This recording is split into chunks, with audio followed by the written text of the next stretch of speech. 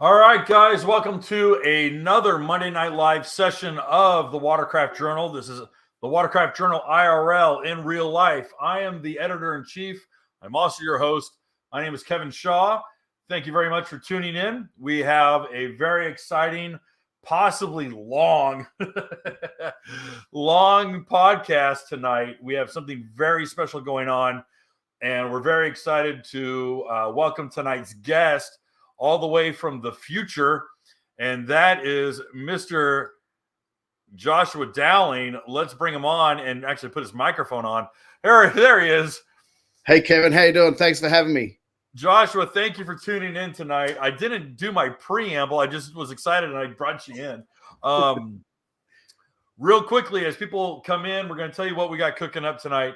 And that was last week, the Watercraft Journal published a pretty long article that might have come off a little dry to a lot of folks because there wasn't a lot of exciting pictures. But what was given to us was some inside baseball on a massive financial investment that Kawasaki Corporate has put into its personal watercraft line.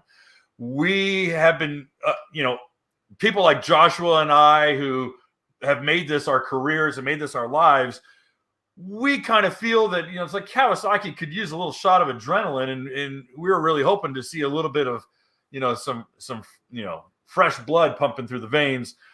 And while the Angler is a really good start, and I think that will open them up to a new market segment, and of course, them expanding the STX line into 3 models, extending the naturally aspirated 160 LX into now 2 watercraft, and expanding the rest of the lineup, they've quite frankly, they've quadrupled their offerings since just 5 years ago. But many might think the technology is still a little bit stale.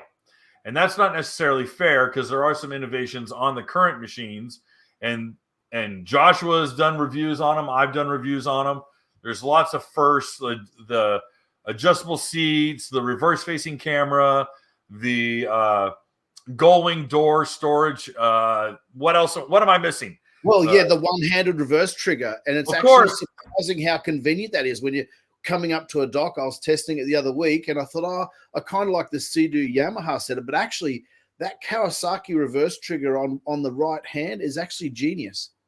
Oh, yeah. In fact, we had some pretty warm days last week, and for whatever reason, spring break is this week, and it's cold again. But I took my wife out, and she is not really into riding. She'll go out and she won't say no, but she's just not a hardcore enthusiast. And it was her first time out on the Kawasaki. And she had ridden Ultras before, especially when I was racing. I had Ultras all the time. But she had never really messed with the KSRD or KDSR. Is that KSRD? I'm gonna have to consult the internet for that one. it's those 4 letters in a certain order for sure. A break and reverse. That's it. So, anyways, she was like, "Oh wow, this is actually kind of nice." And she put her left hand up, and she went like just controlling left, forwards and backwards, and she goes, "Wow, that's really easy." And I was like, "Oh, okay, cool." So she got it. So there's been innovations and there's been additions to the Kawasaki lineup, and it would be disingenuous to say, oh, okay, that's all there is. But we at the Watercraft Journal had gotten alerted about 2 weeks prior that, hey, there's a lot cooking and there's a lot of money being invested into the Kawasaki lineup. Here's what you need to know. And they provided us PDFs to 22 patents that were recently filed. And I have I have my laptop over here. I'm going to bring up, I've already filed away. Yeah. And while you're doing that, why that's so important, as we've discussed, Kevin, is, Kawasaki over the past decade or so, its market share has shrunk to about 5%. Sea-Doo's around 70% in Australia. Yamaha's around 25%. So what's great about this, it's not just the 22 patents, but it's the fact that Kawasaki's woken up. They're here to stay, and they're here to reclaim some market share. And that's actually good for anyone, whether you're buying a Kawasaki. Obviously, they prefer you to buy a Kawasaki, but that's going to be good news if you're also looking at Sea-Doo and Yamaha, because these guys are going to need to respond to win the business. Because if Kawasaki starts nibbling away at Sea-Doo's market share, Yamaha's market share, that means they're going to have to lift their game. Oh yeah, 100%. And you and I know the corporate culture, especially within BRP, they are not one to sit on their laurels. They're not one to let someone pass them by. And we saw, obviously, we had Greg Gaddis in here, and we went over all the innovations in the 1.9 liter Yamaha engine, and obviously all the innovations in the 325, the 325 Sea-Doo engine. Sea-Doo was not going to take things lightly, and they not only did they break past the 310 mark that Kawasaki had established so many years ago, but they really leapfrogged. I mean, they really jumped ahead. And the innovations that are happening, well, quite frankly, look at what a lot of these tuners are doing. They're now at 90 miles an hour, 93 miles an hour with very mild modifications. And we're talking very mild. Yeah, well, out of the box, Australia, we're like 120, 125, which I'm going to do my conversion here. Yes, we're out of the box in Australia. We're 75 to 80 miles an hour out of the box, because we don't have that restriction. So that is just not, and I know jet skis are not all about top speed only, but it's a measure the guys love to talk about, especially the supercharged guys. But for me, what impresses about that RXP is just how strong it is in the mid-range. I mean, it feels like a tank in the water, but it's got the handling of an Indy car. Like, it's just insane.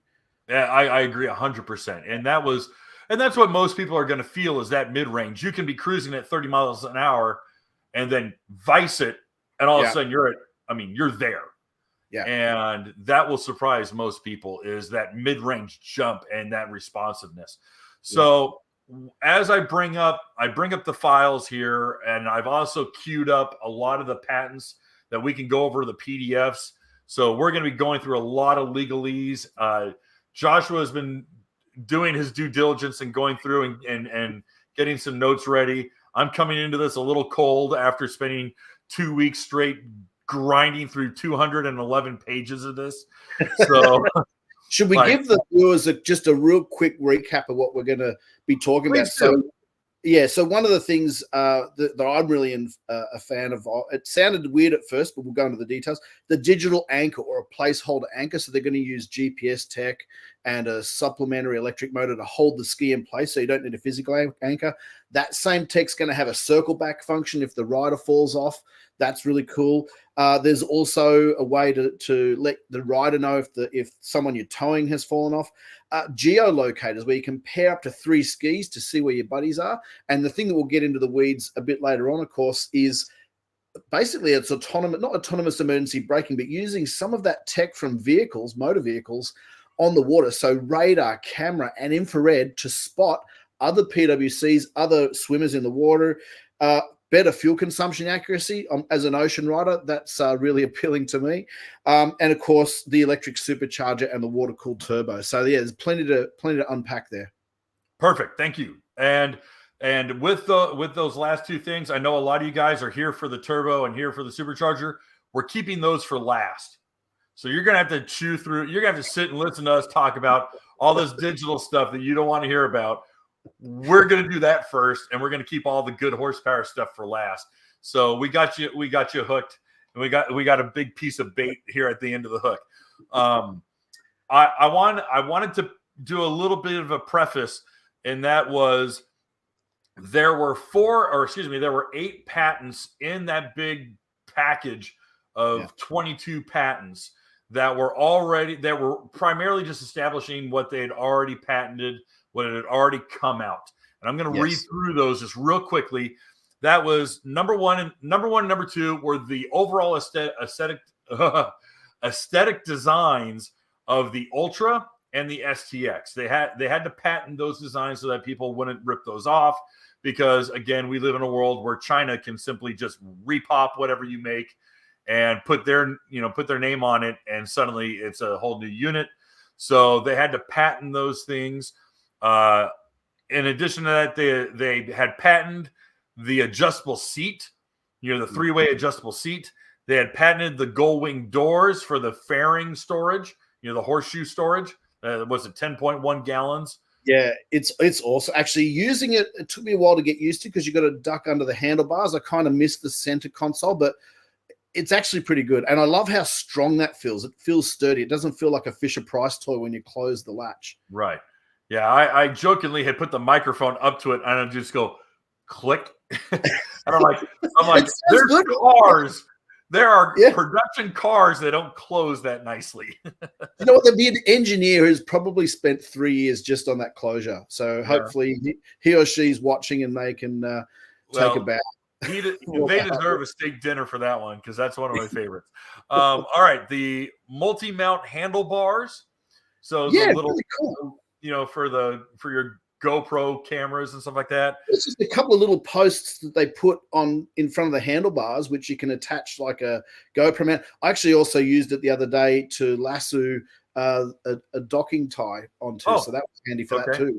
Right? Yeah. Then the multi-mount storage system that would be your Ultra Deck. Yeah. The rail system, I did my very angry review of that.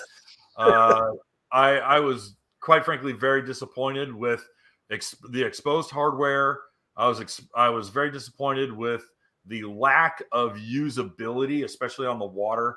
The rack itself that is offered is quite frankly subpar. But it's more for flat water riding, right? You'd be concerned about how it's going to handle it. And even climbing over it, you put a cooler box in the back of that frame. It's a big leap to get over there and get back. It really is. Yeah. It is akin to the Fish Pro tank with the extension. You know how there's an extension on it? But City did it smarter. Yeah, City did it smarter because they kept their cooler box low enough to climb over. True. They also, of course, have the link system. The link system allows for a very easy with removal and installation. Yeah. No such luck with the Kawasaki. But as I say this, I'm afraid that I'm the only person here who's put their hands on the Angler. The Angler rack and the Angler tank, or excuse me, the Angler cooler is it's almost identical to the cooler that is outside. I'm pointing outside. That's literally on my ski right now. But the Angler rack is tighter, it hugs tighter, and it pulls down on the straps so that cooler never moves. Yeah. And for those who are just catching up, the Angler is, of course, Kawasaki's upcoming rival to the Sea-Doo Fish Pro and the Yamaha Jetfish. Yeah. Correct. Now, let's speak of the Jetfish really quickly.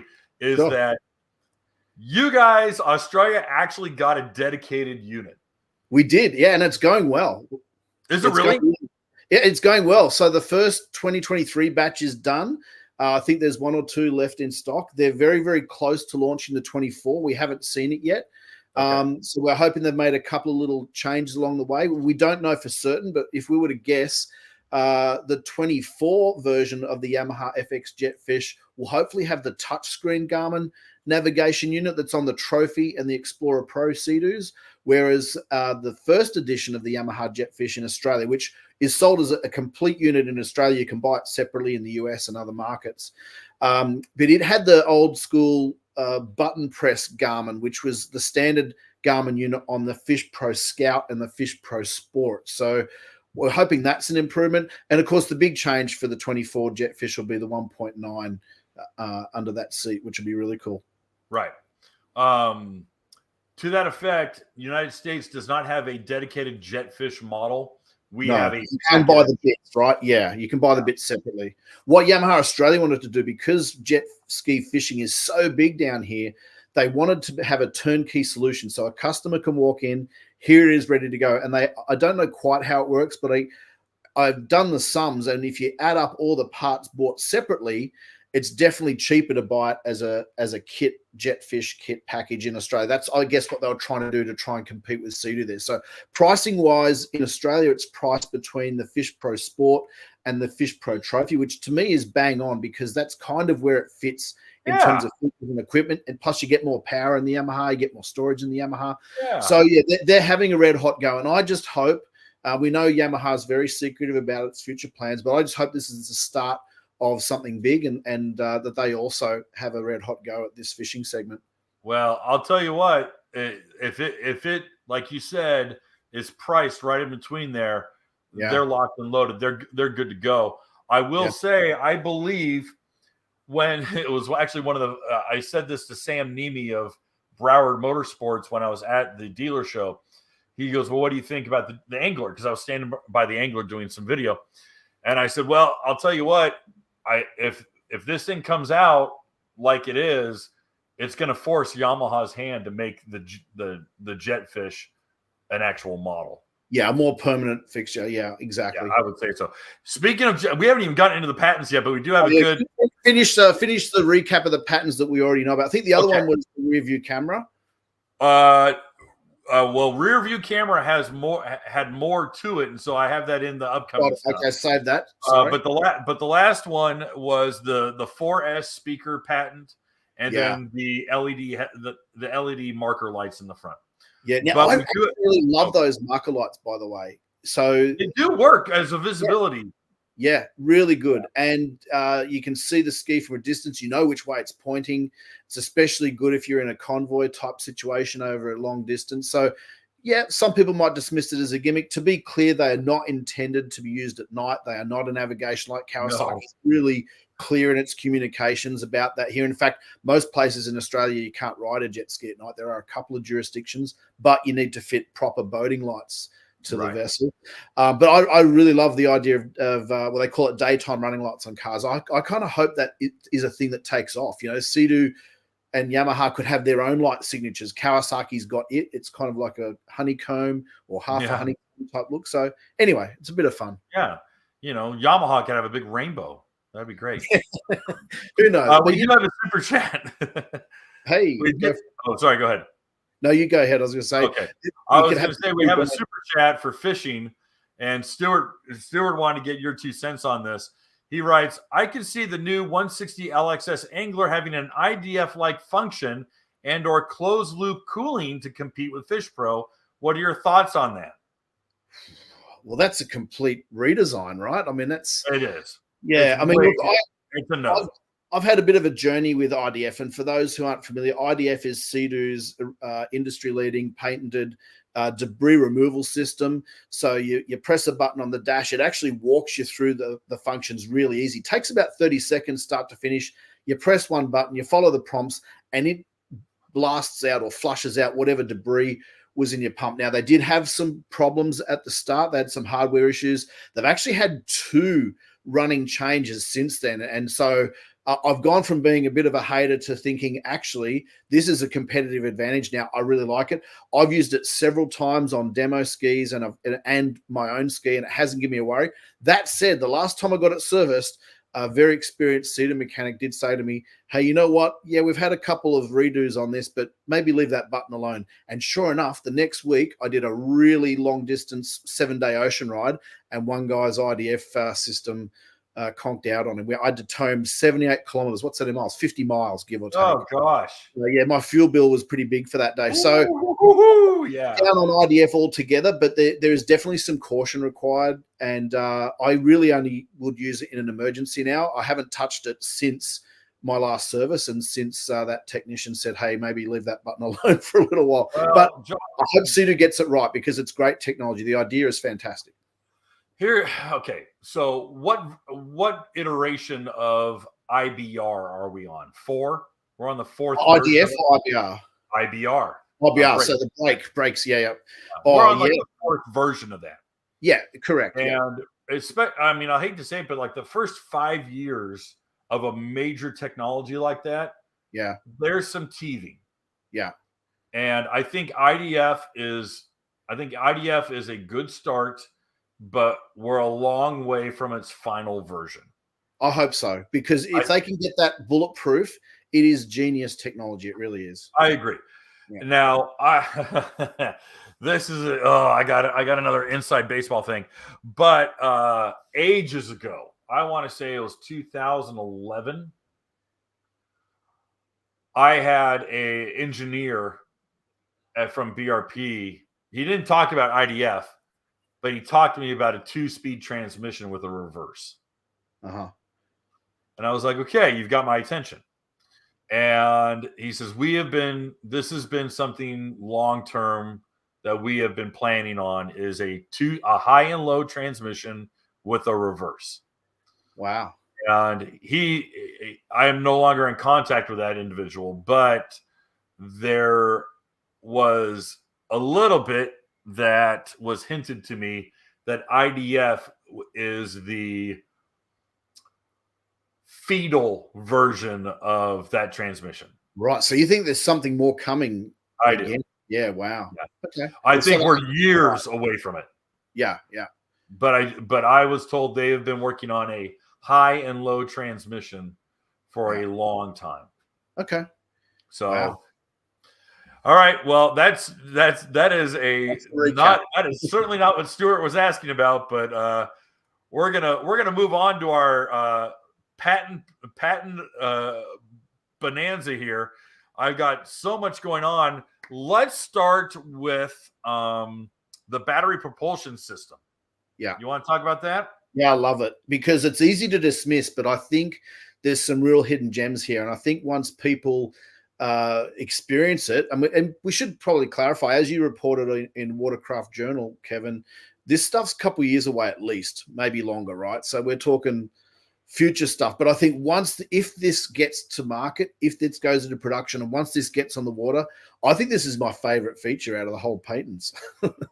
Well,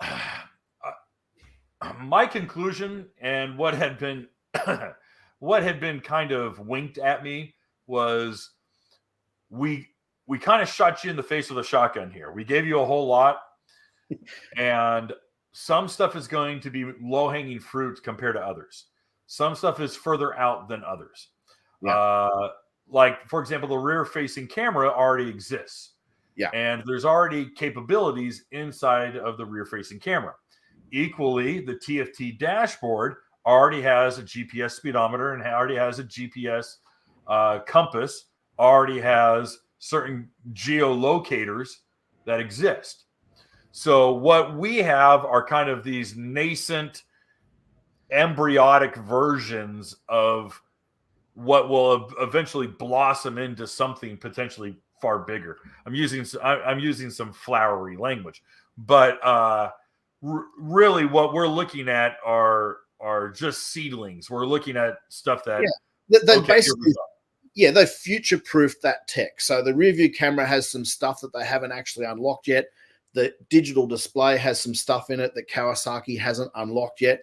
But what it could lead to, if these patents come true, will be awesome. So should we go through the digital anchor, or as I call it, the placeholder anchor? Well, let's talk about what the battery drive system is. Sorry, my mistake. I thought you were relating. No, you're good. So it's up on the screen right now. Got it. And the battery drive system is basically it's a hybrid. It's not a plug-in, all right? And it does not replace your combustion engine.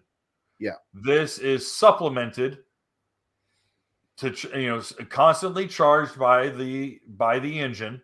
Yes. But it retains a battery bank of its own, and it has its own coupling system. Yeah. So effectively, what all this patent says is that there is a secondary drive system that can be activated to operate the jet drive. And that's it. That's it, yeah. And to be clear, like you say, it's not like a hybrid vehicle or petrol hybrid vehicle where they work in concert with each other or they switch from one to the other. This, I get the sense from reading the patent, is designed to be able to move the craft a small distance at a low speed without having to fire the thing up, and which is going to lead to stuff we're going to talk about shortly. 100% correct. Okay, it is a supplementary system. It does not, like you said, it doesn't okay, we see a consistent speed, we're going to turn off the gas engine and operate on the battery. It does not do that. All right, it's not a Toyota hybrid. It's not a Prius. Yeah. All right. We do see that it has. I don't know if you guys can see my cursor or not on the screen, but I am circling the little battery icon that appears here. Okay, no, can I go full size, full screen layout? No. Okay. Never mind. But it will tell you battery life or battery charge. So that, and then of course, this is all the digital diagramming of how the system will operate. So let's remove from stage. Okay. So then we need to go to, all right, battery propulsion. We already did. So let's go into, would it be the Watercraft Control system? Was the next patent? Yeah, I need to look it up on my screen.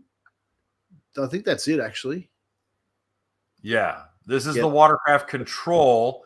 They had to file a secondary patent that listed all of the functions that would engage the Watercraft Control system.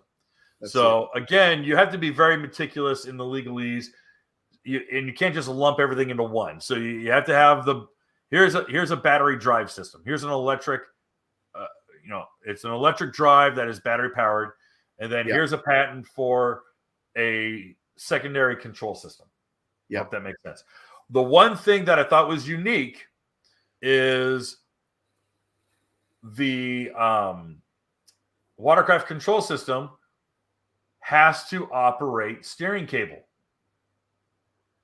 Yeah, which is going to be your circle back function, right? Yeah. Correct. Yeah. So what that means to me is that it's no longer a straight shot from the steering shaft into a pitman arm that throws the cable. It's going to have to go into a control box. Yeah. And that control box is going to be electric because at some point, if this thing fires up, you're not going to see the handlebars move, but the pump will certainly move. Correct. Exactly. And it's going to take some energy too, right? So, correct. Yeah. So now with this now, is it in the Watercraft Control or is it in the calling system? Because we have 3 calling system patents here. Yeah, I think it's in the calling system. So let me exit out of this one. Remove from the stage. We're going to go to calling system patent. Yeah, I wonder if they've got some interesting terms for this stuff, right? But to me, in layman's terms, this is the circle back function. So you fall off the ski, the lanyard's been pulled. The ski knows that because it'll be smart enough to know that, and then it can circle back to your last known location. Or you could even be wearing some kind of a location device on your vest. That was interesting. Was that here? This is there's your callback. Yeah, here's our calling system. This is our identifier because everything has a personal signal. It identifies a person. It identifies objects, including actual physical bodies in the water, as well as vessels. Yeah. My understanding in reading the long form legalese, which is all this garbage, which literally melted my brain. Right? Yeah. Oh yeah. So you all can send me thank you notes for reading all this crap. But one of the more interesting things was that, let's say I'm riding the ski and I've got my lanyard hooked in. I'm riding the ski. Water gets a little rough. I eject. What happens is that the GPS immediately puts down a pin. It puts down a flag. Yeah. And it says, here is where we were when the lanyard got pulled. And what it's going to do is that it's going to wait, and it's going to see if it gets reignited. And if it doesn't get reignited, the secondary drive system is going to kick on. And it's going to go, we're going to return to roughly the same area. That's it. Where the lanyard was removed. And it also calculates my speed. So if I'm going 40 miles an hour and I pull the lanyard out, it's going to wait 30 seconds, 45 seconds, and then it's going to spool up, and it's only going to go like 2 miles an hour, 3. It's going to idle back. Yeah. And one of the commenters on your story made the point that, well, what happens if if the person who's been ejected, the rider, moves with the tide or moves with the waves. It's not designed to come up right next to the rider. No. It's just designed to save you swimming 5-10 meters. You're going to have to swim 1 or 2 meters to get back on the craft. So, but I guess the potential there is if there's another device, which I haven't really talked about, but if the rider is wearing another device, that could be an extra backup. But what's fascinating to me about this circle back technology, it's using a combination of GPS, so it knows exactly where the craft is, which the ski already has. They just haven't unlocked this particular feature. Then combined it with that previous patent you talked about, the supplementary electric motor, and then some kind of steering mechanism on the jet pump to bring that craft back. Now, the hope is you don't have to use that technology often, but think about how this would sound at a dealership when someone's choosing between 2 or 3 different skis and the salesperson says, hey, well, actually, this ski has a feature where if you fall off, it'll come back and get you. And I can see that being a deal winner for some people for sure.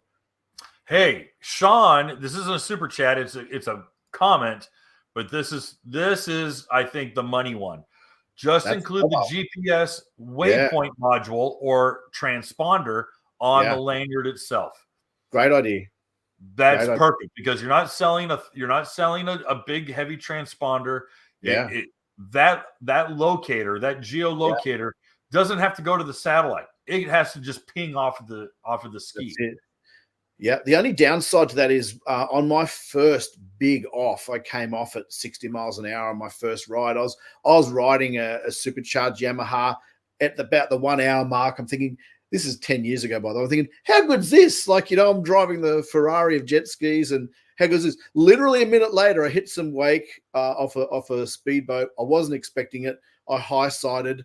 First thing I thought when I got my head above the water was, okay, well, I'm alive. But what was interesting to me was actually the lanyard slipped off my hand and the ski. So she was a big hit. So I like that idea, but even having it on the lanyard alone isn't a guarantee. Whereas if it's on your vest, it's guaranteed to be where you are, hopefully. But still, that's a start, right? Right. Now, I mean, obviously a responsible rider would have his lanyard attached to his vest. Yeah, I should have. Well, I've learned that, right? So with a Sea-Doo, you have to on your vest. But I had Yamaha's, at least down here, you've got a wrist lanyard. So, yeah, you're right. It is better to have around. Oh, we have wrist lanyards. But I have a buckle, and I just loop it through the buckle and snap the buckle through. Lesson learned. Well, yeah, when you've been ejected at 77 miles an hour, you get a little gun shy. All right, let's see. I want to make sure that's okay. That calling system version 1. Okay. All right. So yeah, here it identifies the rider and it identifies the lanyard. It's incredible the detail they've got to go to. Here's our geolocator. Okay, this is like you said, this is using the camera, this is using the GPS, and it's using the infrared. Yeah. So this is an important one because here's where it starts doing the arithmetic. It starts doing the math about where is the person or where is the ski located at all times. Yeah. This is also what's going to be our digital anchor. Here we are. There's our digital. There's our return system. Yeah. It's circles through. Now, don't get me wrong. I have to laugh. I'm 46 years old, and I'm laughing because I'm like, well, I remember the old stand-ups when you fell off. Yeah. It just idled around. It just idled. It didn't come to you. It just pinned the bars to the right, and it would just do loops. And you'd sit there, and you're like, for it. Yeah. Wow, I shouldn't swim after it. I should swim into it. Yeah, that's it. So I've got to say, this technology is one of the many things I'm excited about, but probably this is the most exciting. The circle back function, yeah, that's cool. But I really love the idea of that previous figure where it was a placeholder. So you can leave it knee deep in water, whether the tide's going in or out, or if you're in a river where there's a strong current. You just imagine that, press a button. You don't have to carry an anchor, you don't have to throw an anchor. You press a button and say, keep the ski here. And that you just got that little electric motor just hovering in the background, just making sure she stays within a meter or so of where you left it. Well, there was see, my understanding was, and that is true. You can do that. I think that'll devour your battery. But well, that's what we need to find out. How much capacity do you have? How is it? A 10-minute, half a minute, a half an hour? Yeah, certainly. But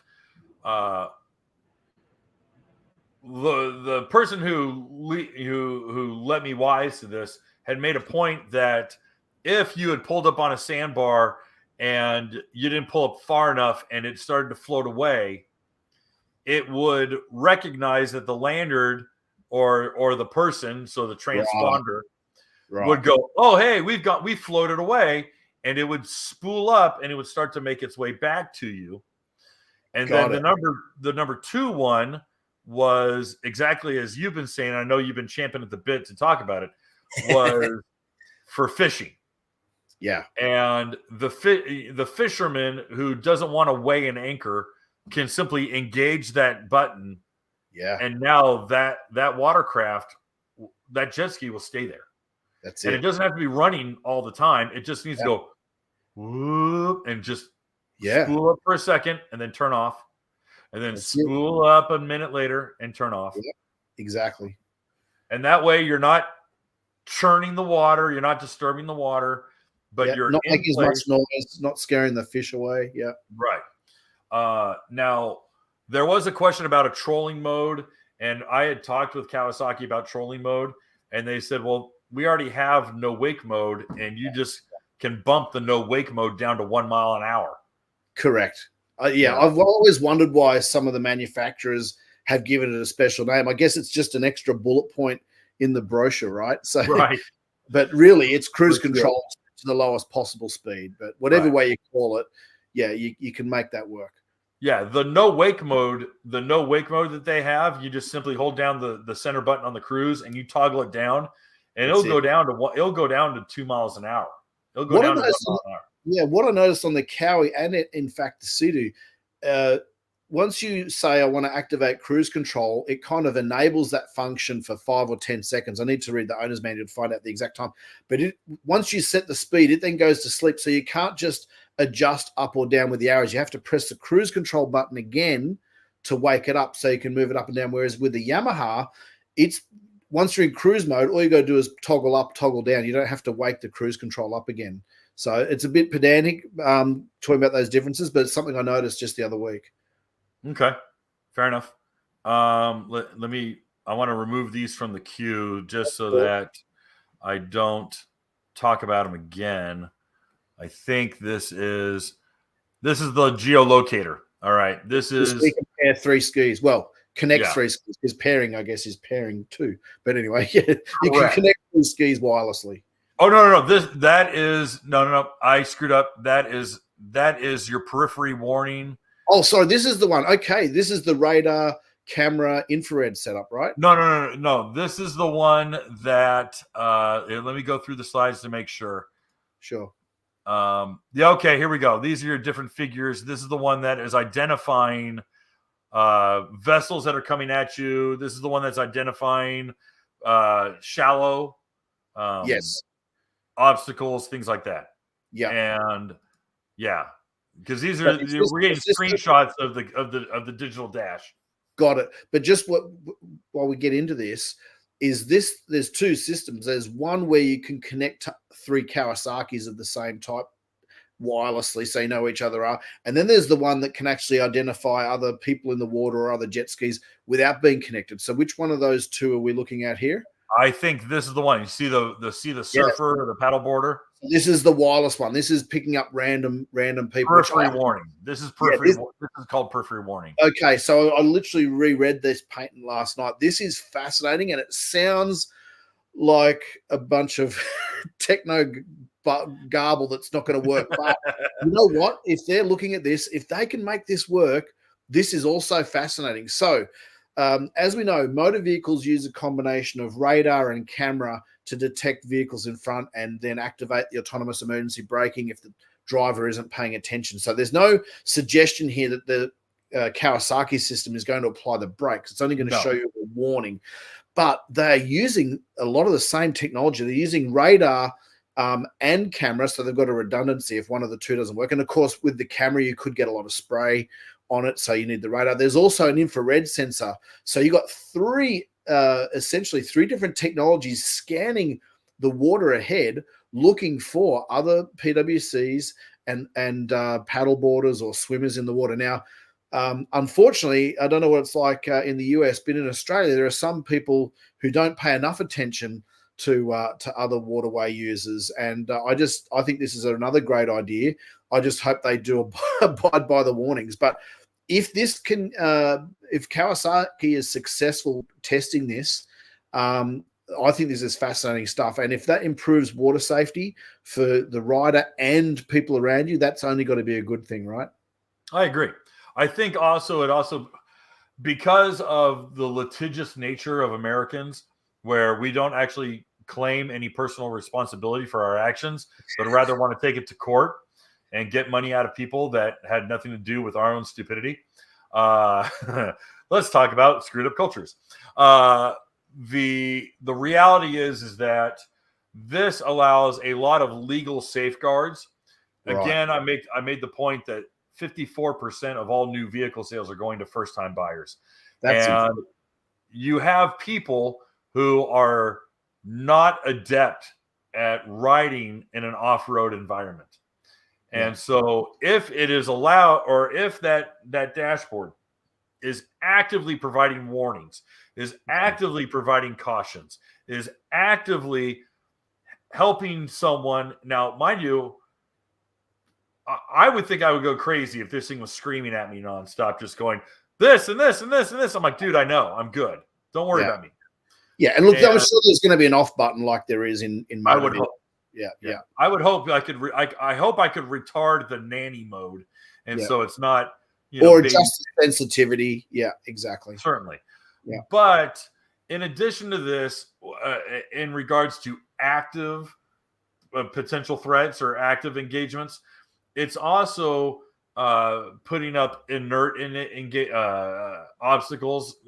These are small land masses, sandbars, shallow areas. Yeah. And that information is being pulled off of GPS logs, map logs. Yeah, the shallow water one is interesting to me because I don't know how accurate that's going to be when obviously you get, the depth of the water changes, not just with tides, but also with currents and the shape of the sandbars. What I'd love to see, actually, but it's better than nothing, I suppose. And you know what? A depth finder is pretty good. So a lot of the fishing skis have depth finders in them. Absolutely. However, when you're traveling at speed, it's kind of historical information. It's not it's where you've been, not where you're going. You're right. If they could point that forward, that'd be awesome. But what I'm fascinated about this technology, and they haven't listed it, and hopefully this might spark an idea, but if they could somehow map the speed limit zones of key areas that they know of. So, for example, when most boat ramps you launch in Australia, they launch with a 4-knot zone or a 6-knot zone or an 8. So it's very, very low speed. But so many guys either don't see the signs or don't care, and they're absolutely pinning it. And fortunately, law enforcement does get out there and pull them up from time to time. But if there was an additional warning on the dash saying, "Hey guys," flashing at you like it does in a car with speed side recognition, saying, "Hey, you're in a 4-knot zone, watch out," type thing. So yeah, I know that's not in the patent, but it wouldn't be too far or too much of a step for Kawasaki to look at that. If they're going to get into shallows, then hey, give us speed zones as well, right? Well, again, it's like you look at. I got to spend a lot of time on a Sea-Doo trophy, and spending that time, and it had the Garmin card, it had the logs. And it does say where shallow zones are. It does mark certain areas, but again, it's not equating for high tide, low tide. It's just saying this area is known as being shallow. And it's historical data. Yeah, it's not saying it's historical data.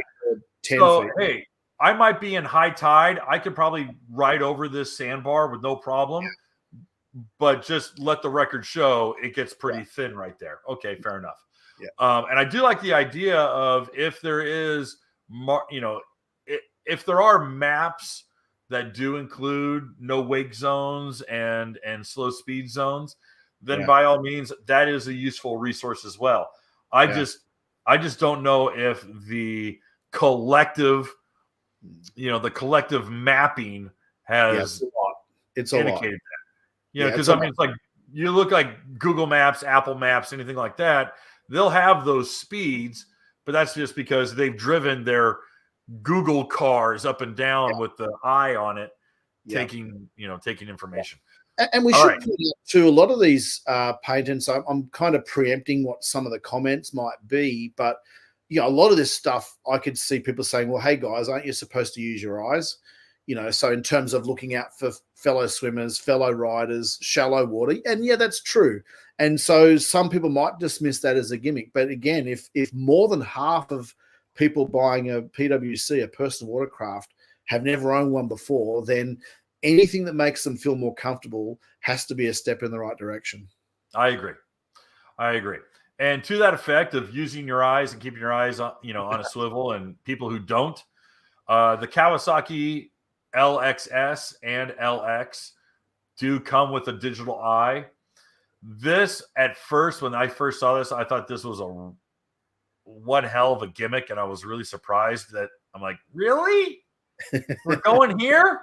But then, having the LXS and using it for towing, I was like, oh, okay, I can zoom in. I can see if my kid is falling off the raft. I like that. That's kind of clever. That's kind of cute. But I never saw anything further than that until I saw this patent application. Yeah. And when this patent application came through, not only was it showing you the range, I mean, the actual width of that lens, but then it starts to explain what the secondary function can be. Yeah, which is overboard, right? Yeah.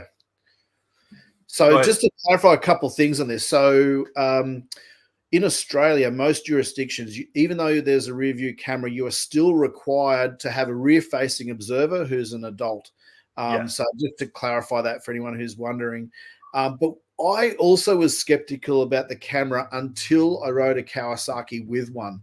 And obviously, it's a bit like when you're a backup camera in a car. You are not looking at it the whole time. You look around, you back up, and you kind of use the camera in a motor vehicle, for the last, foot or so when you're backing into a car. But what I really loved about the rear view camera on the Kawasaki, just in its current guise, let alone what's possible, is it's actually easier as the rider to just have a quick glance. Of course, you've got your observer on the back, but you can have a quick glance at that screen and, oh yeah, I can still see, the kid on the inflatable tube, bouncing around there. It just gives the rider just at a glance to get a better idea of what's going on behind them, which is better than craning down and trying to have a look at the side mirror. So I am actually a fan. I'd like Kawasaki to upgrade to a higher def camera if possible. It's a bit pixelated, the image, but that'll come in time. But to your point, Kevin, they're now coming up with technology using, I guess, AI or some other software that can see what's going on behind it and can now detect if someone's fallen off the tube or been ejected off the tube. So there's a warning comes up on the dash. So that's just genius. There it is, right there. Yeah, fallen overboard. That's, in fact, the shot we use for our version of the story. Yeah. How cool. Yeah, that is, I don't believe it's AI. I believe this. Well, it's recognition. Yeah, it's camera recognition. Yeah, I think it's still infrared. I think it's motion. I don't give this information. I think it's reading the image. Yeah, okay. Yeah, I honestly don't. The CPU processor is not that strong. All right. And maybe it's also feeling how much load the engine's under. If all of a sudden, someone's fallen off, then the engine's got more right. More I think it's more. I really do want to believe that it's more of a watching a motion. I would venture that if you had a very sporty wakeboarder, or if you were whipping the kids around on a raft really violently, then you would get the fallen overboard alert falsely. Every time they do a spin. Yeah, true. Oh yeah. I honestly believe you're going to be like, dude, they're not off, but it's going to chime and it's going to send a little yellow caution flag, or it's going to go ping, ping, ping. You're like, shut up, dude. The kid's still on the raft. So And again, I'm guessing there's going to be a mute button or an off button. Like a lot of this technology with motor vehicles, you can choose whether you want it or not, right? And the proof's in the pudding. This is all really exciting stuff. Kawasaki's really having a stretch here. They're really giving their engineers some stretch targets. Let's see if it makes it into production. And once it's in production, let's see how it works in action. Great. Okay, we're going to go to the traveling history because that is your fuel consumption. Yeah, that I like is, this one. Yeah, I knew you would. Yeah. Well, as we've discussed before, the Kawasaki's are pretty thirsty. They're heavy, which makes them really stable in rough chop. Actually just got to spend a couple of weeks on a 160 Ultra and a 310 Ultra, and it was just a great time to get reacquainted with that ski, having also just ridden the updated FX and the new RXP. So, the Kawasaki Ultra hull doesn't get the credit it deserves. You've said it for many years now, Kevin. It's a great hull, but it does need a bit more grunt, which we'll talk about later. But yeah, it's a really strong, stable hull, but it makes the thing thirsty. Right. And I mean, again, it's the problem is okay, how do I say this? The naturally aspirated unit, the naturally aspirated 1.5 liter at 160 horse was at a time the leader. Yeah. But time slipped by. The improvements have been made, and Kawasaki simply hasn't made a big push as far as a new marinized engine that is ready to pull the trigger on. Plus, you are pushing a now heavier because of the redesign and the new additions, the extra ultra deck and the speakers and all that other jazz. That stuff is more added weight. In fact, there's even more of a half gallon of gas you can hold. So there's I actually found some numbers quite recently, and I know most marine talk in liters per hour or the other way around, but I because of my other hobby is cars, I kind of talk in miles per gallon or liters per 100 K. So we ran some numbers. So I'll give you some background. If I just look at my notes here, so you can get a Sea-Doo 1630cc 3-cylinder like a Fish Pro Sport or a Fish Pro Trophy. That's doing around 45 liters per 100 or better than 5 miles per gallon. Now, these sound massive compared to motor vehicles, but bearing in mind with watercraft, you got no energy recovery. You push the water all the time. But the new, and for context, the new Yamaha 1.9 is around 4.7 miles per gallon or 50 liters per 100. But we got actually a bit thirstier than that. We're like 4.5 or 52 liters per 100. Really? Out of the Kawasaki Ultra 160. Yeah, she's actually a bit thirstier than the 1.9 Yamaha still, so she's a bit of a thirsty beast.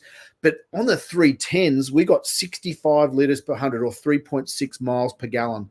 So that's basically the thirstiest craft out there by a significant margin. But again, the trade-off is you are getting a really heavy, stable hull that will it feels like a bar crusher. It'll just crush through anything. But which I'm guessing is why Kawasaki wants to make the most of its 78 or 80 liter tanks. You'll have to do the gallons there for me, Kevin, but because you want to eke out every last drop on some of these long distance ocean rides. Now that Kawasaki already has a bigger fuel tank than Yamaha and Sea-Doo, they're at 70 liters. You're still going through it though.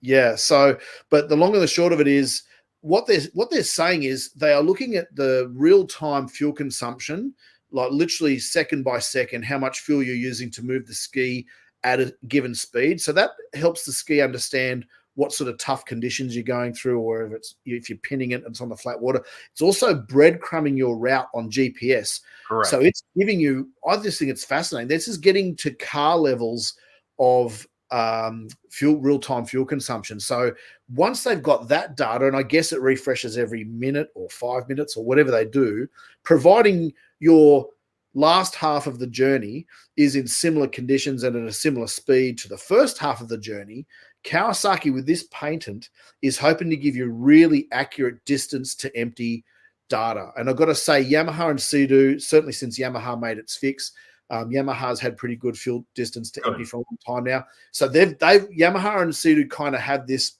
part of their software or their dash display pretty well sorted out. Kawasaki obviously is trying to play catch up there.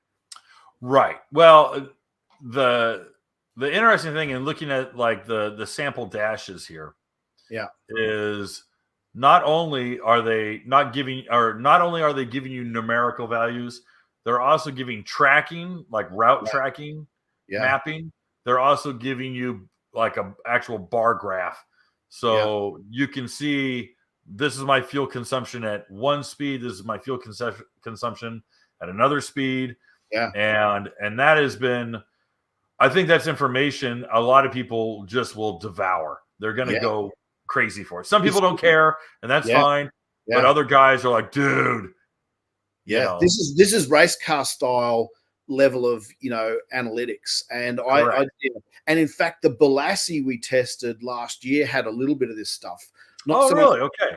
Yeah, but you could get right into all the temperatures and all the other settings on the ski. So to get a bit like a Motec computer, I guess. But it's a really good way to understand it. So look, I guess what that will help riders do, if you're pinning it flat out on a river or a lake for an hour, you're going to know if you're going to be able to make it back. What I like about the breadcrumbing, the GPS breadcrumbing, there's a couple of rides I've done, and it's easy to get out, and then you come back and you're going, oh, do I go left or right at this this big junction here?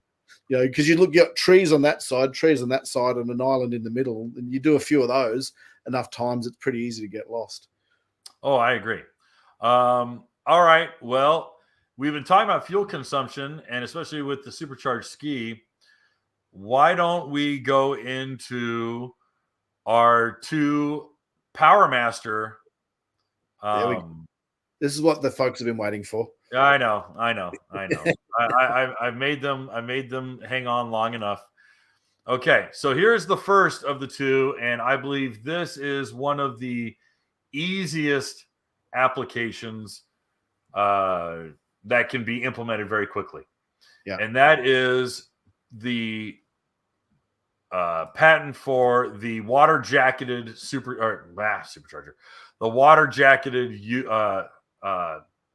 okay, brain fart. Yeah. Well, I don't know what's happened to me. I'm having a stroke. Oh yeah, the water cooled turbo. Yeah. The water cooled turbo. Words are hard. Talking is not easy. That's it. Well, you're multitasking, to be fair. You're looking stuff up. I'm trying to pull all this crap up. I need a producer. All right. So here's the water jacketed this turbo. Is achievable because I think Kawasaki's in desperate need of a power boost. So right. Well, what's interesting is that neither of these promise any sort of massive power gains. Yeah. But I look at it as twofold. In 2014, Kawasaki, just by accident, unearthed or extracted out 10 extra horsepower just by lowering internal operating temperatures. Wow. They were not trying to eke out an extra 10 horsepower. They were simply trying to lower internal operating temperatures because the 300s were boiling. They were absolutely roasting themselves. And they knew this. They're like, crap, what do we do? They had to improve the oiling, under piston oiling. So they added a second jet. They radically opened up by 50% the water jackets inside the cylinder head, and then they had a dedicated water line. Or they rerouted the water line from going from the intercooler into the engine, or from the engine into the intercooler, and it had its own separate circuit. And said, okay, we got to fix this. So the 310 simply was better oiling, improved cooling, better heat wicking, and it immediately opened up 10 horsepower. Nice. That's why they didn't really change anything internally. There was no change to the camshafts. There was no change to the tune. There was no change to the supercharger. It was a matter of, the motor's more efficient. Yeah. When you look at a turbo, and in this case, I look at it twofold. First, I know Craig Warner pretty well. I know a lot of the guys who've been racing Kawasaki's with turbos for a long time. all of them said the same thing. Dude, this was the best fuel consumption we'd ever had in a race. The turbo was more fuel efficient than the supercharger. Wow. Second of all, it was the engine actually worked less. Yeah, right. We well, weren't working the engine. Supercharger's dragging no matter what, whereas the turbo be working when she's got zero parasitic loss. There was zero draw to spool that turbocharger. Yeah. And they looked at it and they said, we didn't even have to really turn up the wick when they were doing offshore racing, because honestly, they were able to click off 75, 77 miles an hour back in 2015, excuse me. Yeah. With a turbo kit, with Bill Chapin's turbo kit. And so this has been proven for 14 years. Yeah, wow. This is proven technology. Now, what we have here, the design that's unique, because like Bill Chapin, and the R&D racing team, they were using like a Garrett turbo or a very off-the-shelf turbo. The turbo system they have here is water jacketed, and what they go into the weeds a little bit on the design, wherein the internal housing is aluminum. They specify the internal housing is aluminum. The external housing can be cast aluminum or cast steel. They literally do not designate what the outside housing will be. So that's kind of for cost and for weight. Yeah. So and corrosion, I guess, is certainly. Yeah. Certainly for corrosion as well. So all that's to be said is it has its own dedicated cooling line.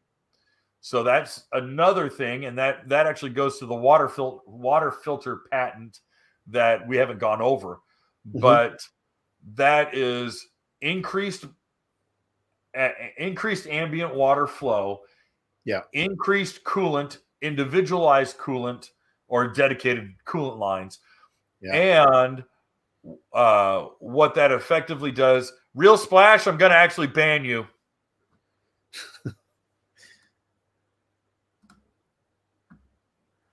Yeah, I'm done. Screw that guy. So, can you clarify? That's what happens when you're a prick nonstop. Every time you open your mouth, you say the same thing. You're out. So this turbo kit, going back to it, this turbo kit, I'm looking at it, and one of the more interesting things is that Greg Gaddis made a mention. He goes, "Well, they don't have to increase their displacement." Yeah, that's one expense spared. They know the engines. They know that engine inside out backwards now. It's been around forever.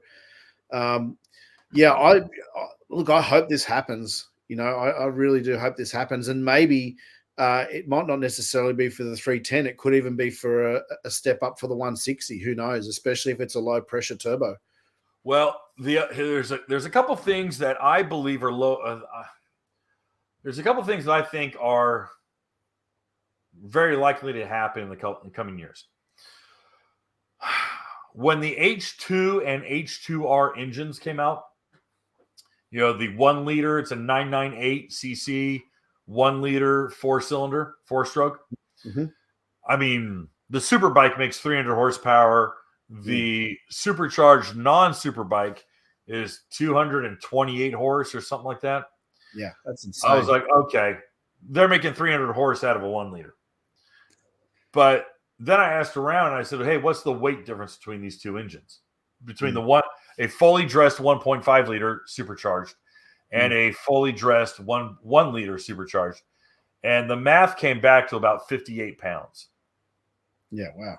So if you're able to cut 60 pounds out and you lose 10 horse, but you've cut 60 pounds out. Yeah, pound away. Yeah, it's a win. Yeah. Right. Then I saw that the 1 liter is now being used in their side-by-sides. And when the side-by-sides make that motor more prevalent, that means that they're not nearly as precious with that engine anymore, and they can quickly marinize it. Got it. And if that motor becomes a marinized engine, hey, naturally aspirated, it's going to be a dog. It's only going to make 115 horsepower. And that is no good. And even in an STX, it's no good. Yeah. And it's no good for the stand-up, for goodness sakes. But you put a turbo on there and you dial it down and it's making 180 horse on a turbo. Okay, now you got a 1 liter turbo making 180 or 200 horse. Then you put that turbo kit on the 1.5 liter. That 1.5 liter suddenly becomes slightly more efficient, not super efficient, but slightly. Yeah, but no longer has the parasitic drag. Yeah, that thing can make 330 horse without breathing hard. Yeah, right. Yeah, so you think they'll use the turbo for a 310 upgrade rather than to give the 160 a boost, or do you think they could have a low pressure output and a high pressure output? Oh, it's literally it's quite literally a spring. Yeah, it's one spring in the blow off valve. Yeah, or in the wastegate. Excuse me. And so, what time frame do you think? You've watched these patents over the years. They've obviously been working on this a lot longer. They've gotten to a point where they can submit the paperwork, which to me makes me think that they're close in manufacturing land. That's not close in terms of customer land, but that tells me if they're putting it on paper now, then certainly in automotive, to see things appear on patents, there's usually a lag of 1 to 2 years. It could be longer for the watercraft industry, but with your experience, what sort of time frame are you thinking if this goes ahead? All right. Do you remember when we released the patents for the folding seat? Yes, and the reverse trigger. You got the reverse trigger patent as well. And the reverse trigger.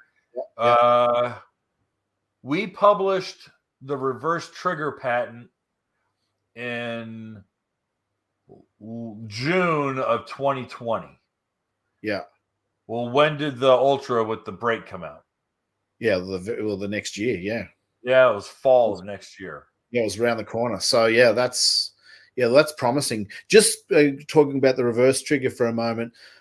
One of the things I did notice in this haul of patents, it didn't actually have the reverse trigger or trim adjustment set aside for the STX, which is the entry-level 3-seater sit-down. But is it possible that the patent for the reverse trigger and trim adjustment on the Ultra would automatically be able to be applied to an STX, or would they have to supply new paperwork? My understanding is that the patent is for a jet drive watercraft. Okay, so they could that patent is done. It's just a matter of time and engineering resources and money for price for Kawasaki to apply those changes to STX if they would choose to. Correct. Now, my belief is that the STX does not have the same operating PCM as the Ultra. Control module, yeah. So it's a big change. Yeah. And all it is a wiring harness. Yeah. And that wiring, they want to, but it becomes price point then. Next thing you got a 20. Well, if there's enough people banging on the door for brakes on an STX, which I can't believe we're having this conversation because it should have been there 2 years ago. To me, it's the cost of doing business. Yeah. Yeah. So, I think it's just they don't want to spend the money, but yet they want to charge for, they want to charge a premium. The problem is Kawasaki is priced at a premium.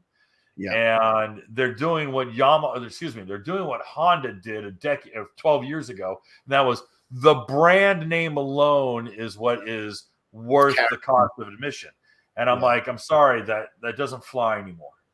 I think the other issue, though, in fairness to Yamaha, BRP, and Kawasaki, they do have a finite amount of engineering resource budget. They have a finite number of engineers and a given amount of time. And obviously, as with Sea-Doo, as with Yamaha, as with Kawasaki, they all have a lot of mouths to feed. So the motorcycle division wants some money, and the various divisions of those big companies want money. And I think the reason we see a cadence is twofold. I think partly because they want to try and, maximize what's already available and already paid for. And then the second part of it is that it just takes time to dedicate engineering resources to some of these things. So I suspect it's a bit from column A and a bit from column B. I just hope, as you do, that we do eventually see those changes on the STX, because it's again very close to perfection for first time people to the sport. It just needs trim to get that nose out of the water, and a reverse trigger just to give people who are new to the sport more confidence for low speed maneuvering. Much the same way with the Yamaha VX. I think that's a great ski for first timers. It just needs trim adjustment. It's one thing away from perfection. That 1050cc 3-cylinder, super economical, massive fuel tank. Anyway, I think you're about to go to the piece de resistance, the supercharger. Well, this one's interesting because again, this one is further away on the horizon than the turbo is. Yeah. And that is primarily because it is introducing a swath of new technology. Now, I have to take my one mandatory jab at Australia. Take your pick. It's all good. Australia introduced the single greatest cinematic lie in history, and that is the supercharger on a toggle switch. In Mad Max. Mad Max 2, the Road Warrior. Yeah, can I apologize? He has his Falcon XB with a supercharger with a kill switch on it. And ever since then, every dumbass has said, "Why want it on a switch?" Yeah, can I apologize on behalf of all of Australia and all of Australia's filmmaking for anyone who ever wanted a supercharger switch.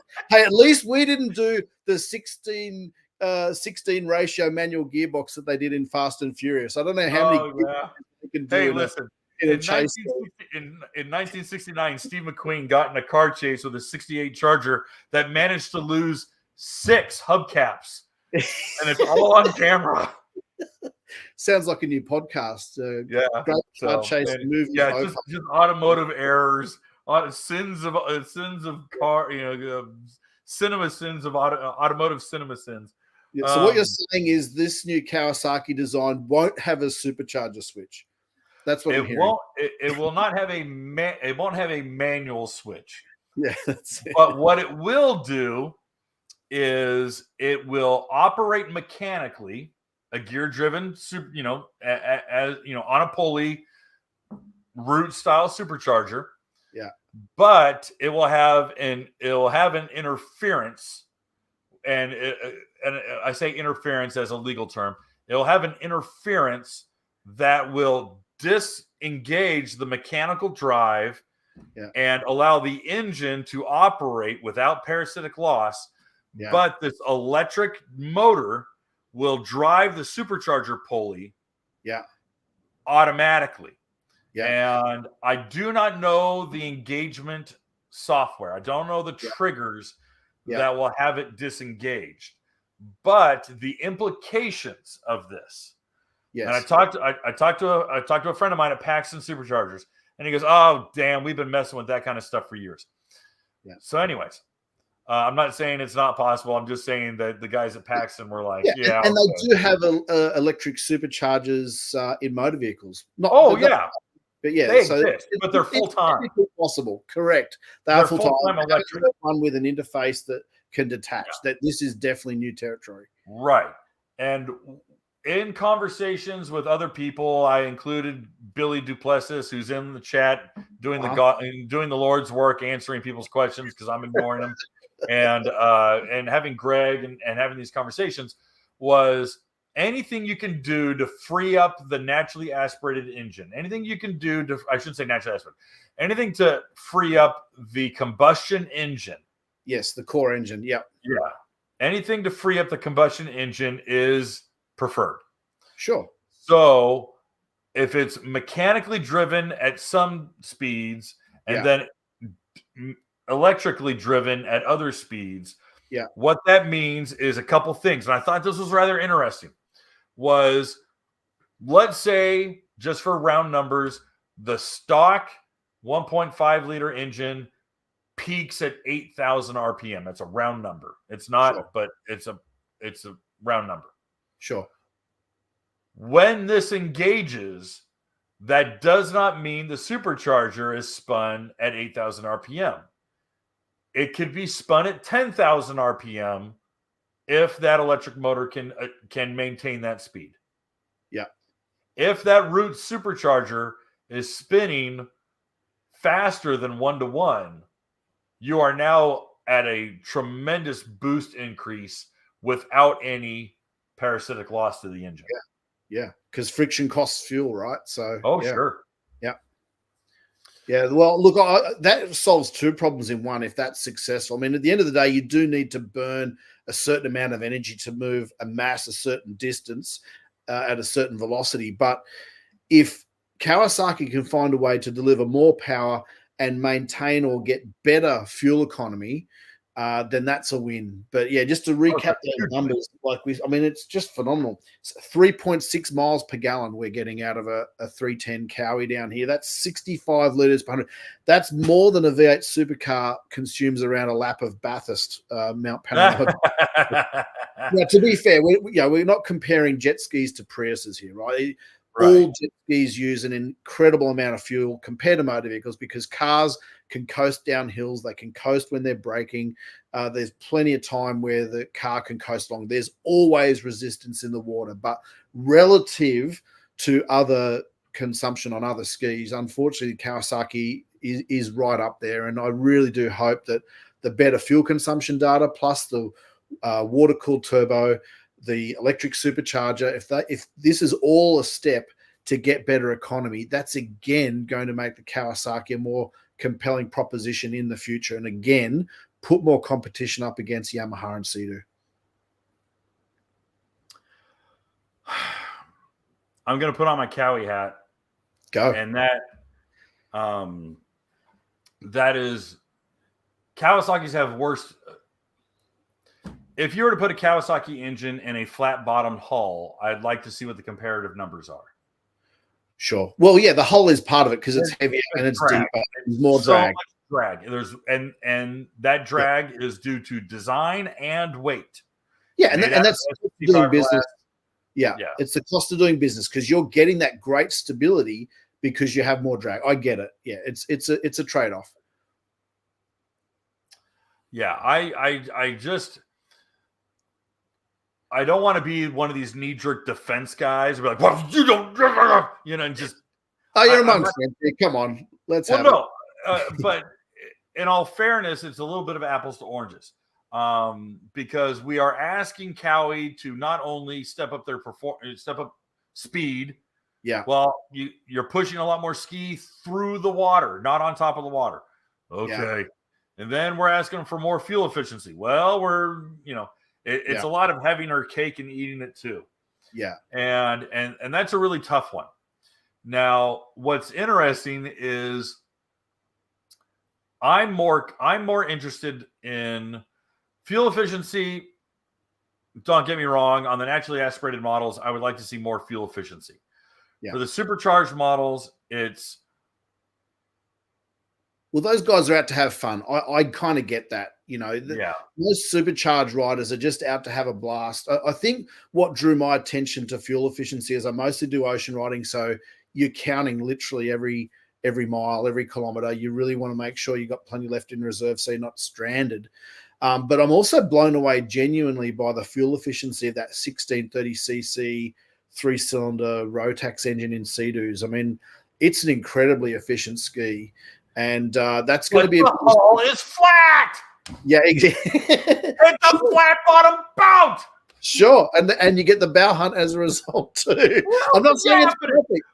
Hey, listen, it's gonna sip gas because it's going right across.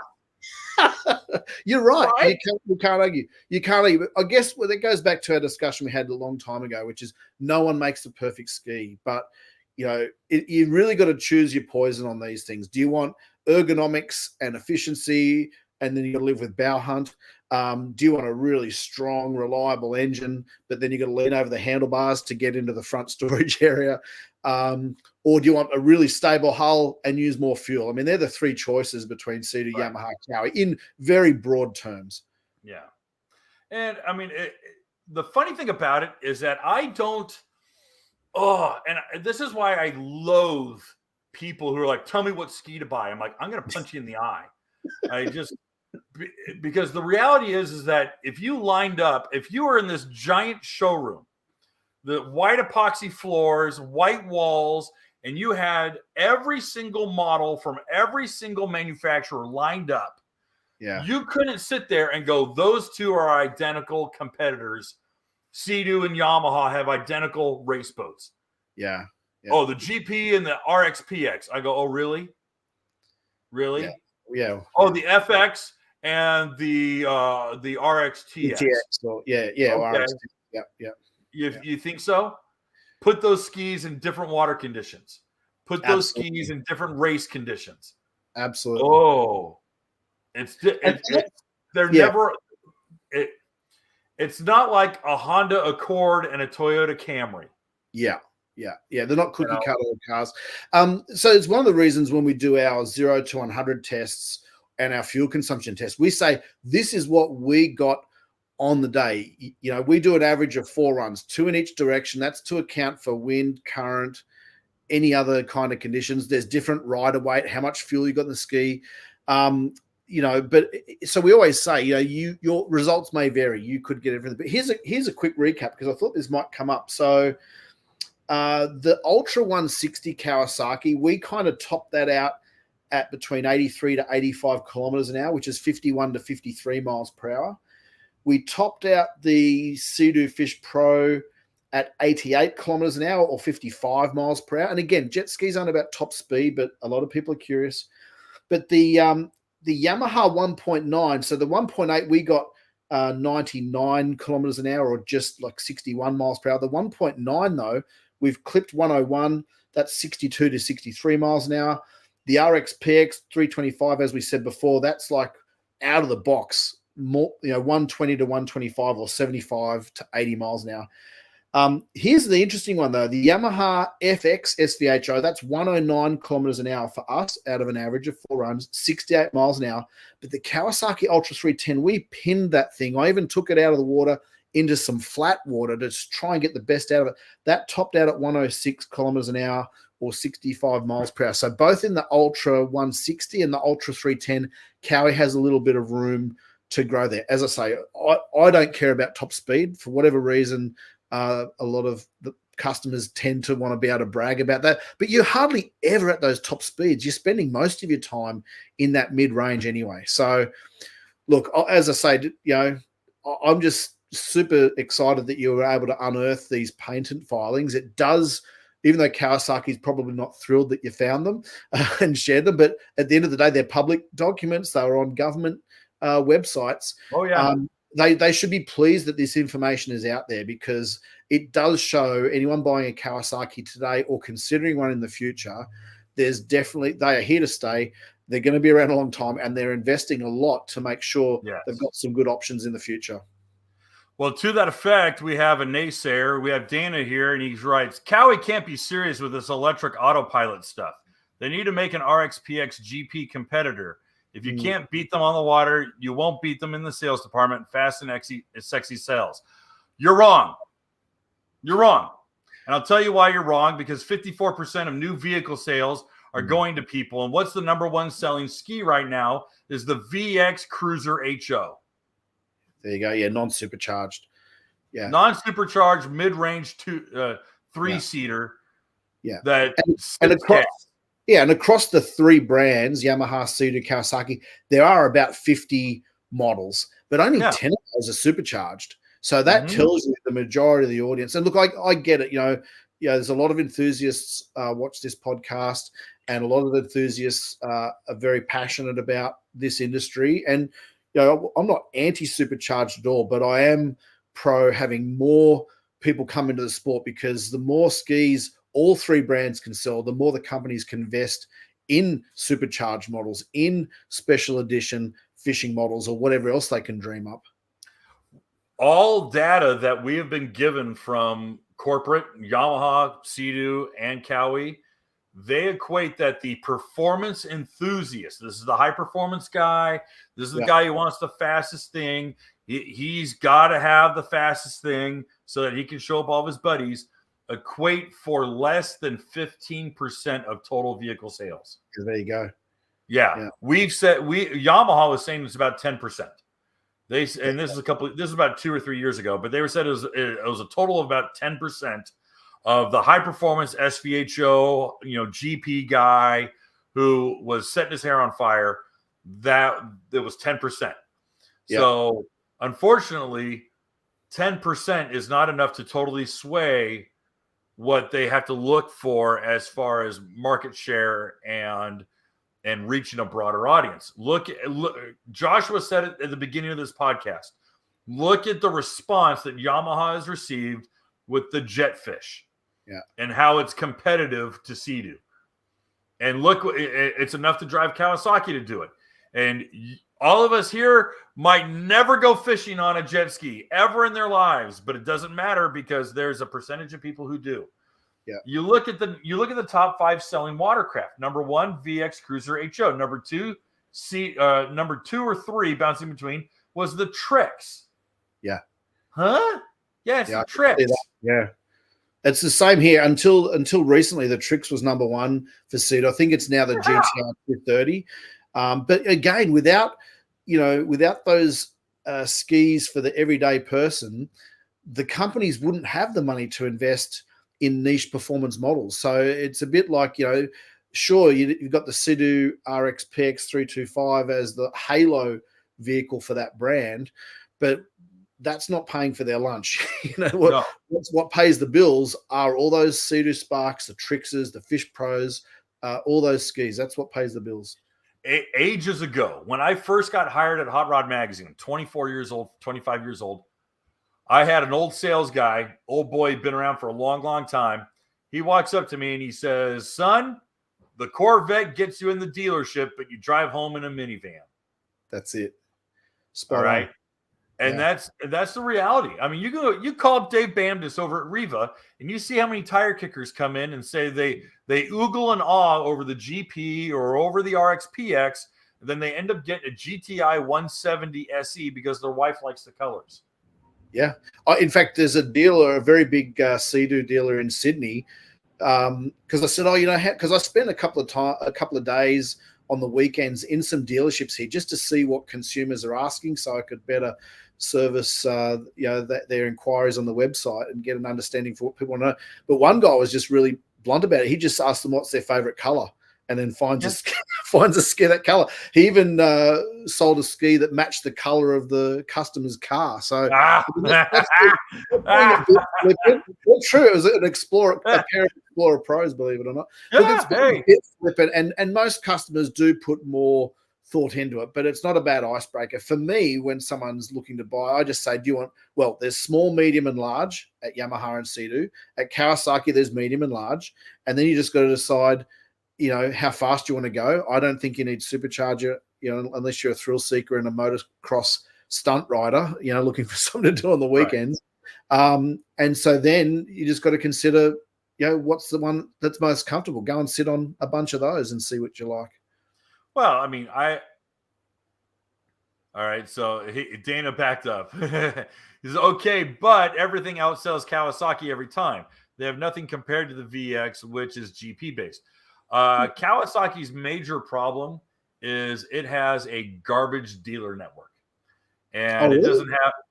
Their dealer network is minuscule, and they're small here, but they've got some really good representation in Australia in the markets. Yeah. Oh, certainly. Yeah. I mean, you look at K-Speed, Brisbane and Brisbane Kawasaki and those guys. Yeah. State-wise, they do not have motivated area and regional reps. They everything that I have heard has been really, really negative from dealers. This is dealers talking to me, and they're like, "Oh yeah, like I never hear from my rep unless it's time to buy product." Yeah, and they're like, "Oh really?" And it's like, "Yeah, he's not sending me promotions. They're not sending me incentives. They're not, spurring me with anything." It is. I mean, there was a guy on the East Coast. You would have thought he was Father Time. He was old as dirt, and he waddled into dealerships and didn't even know what was going on, didn't know what product that he was even trying to sell them. I've heard horror stories. Do you think sorry, go on. Well, I'm just piling. Go ahead. Well, I think it's a byproduct of when your market share has shrunk to 5%, so only 5 people out of 100 are buying a Kawasaki today at the moment. And I think that is very frustrating as a dealer, and you want Kawasaki to do more. So it is very hard to be motivated when you've got a 5% chance of selling a ski to someone who's in the market. But that's why these patents, although they're as thick as an encyclopedia and they're boring to the naked eye, it really does show. I hope anyone who's interested in a Kawasaki or any ski for that matter, and certainly if you're an existing Kawasaki dealer, I hope that does give them some renewed confidence to hang in there, keep those spanners turning, keep the workshop getting your cash flow through the business, because the cavalry is coming. They've got 2 models of Ultra, like you said in your introduction. There's 2 Ultra 160s now. There was previous only 1. They're bringing new features. They've got the newest top deck in the market today. They've got the Angler coming in 12 months or so. And clearly by these patents, there's going to be even more technology. Now, I know some people aren't into the gadgets, and some people think, hey, you should just be using your eyes and paying proper attention and don't fall off. But yeah, if 1 in 2 people walking into a watercraft showroom are new to the sport, then that tells you that the industry does start need to look at this. The one thing that's long overdue, and we're getting a little off topic here, but I just wish, and I can't understand actually, why Apple CarPlay and Android Auto are not somehow embedded in all 3 screens, Sudo, Yamaha, Kawasaki, and don't even change the name. Call it Apple CarPlay. Who cares? Sure, it's not a car, but we all know what it is because most modern cars now have that tech. How good would it be to be sitting at home, planning your route for the next day, having a look at the weather maps, having a look at your Navionics or whatever mapping system you use.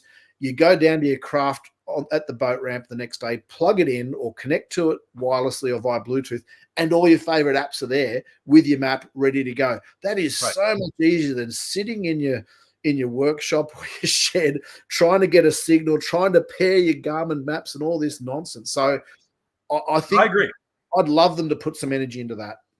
Well, it's funny because I get the impression, and and this is putting words in their mouth, and that isn't fair, but it seems like they're trying to reinvent the wheel. Yamaha's trying to have their own interface. Sea-Doo's doing it with BRP Go, and everyone's trying to invent their own interface. And for what purpose?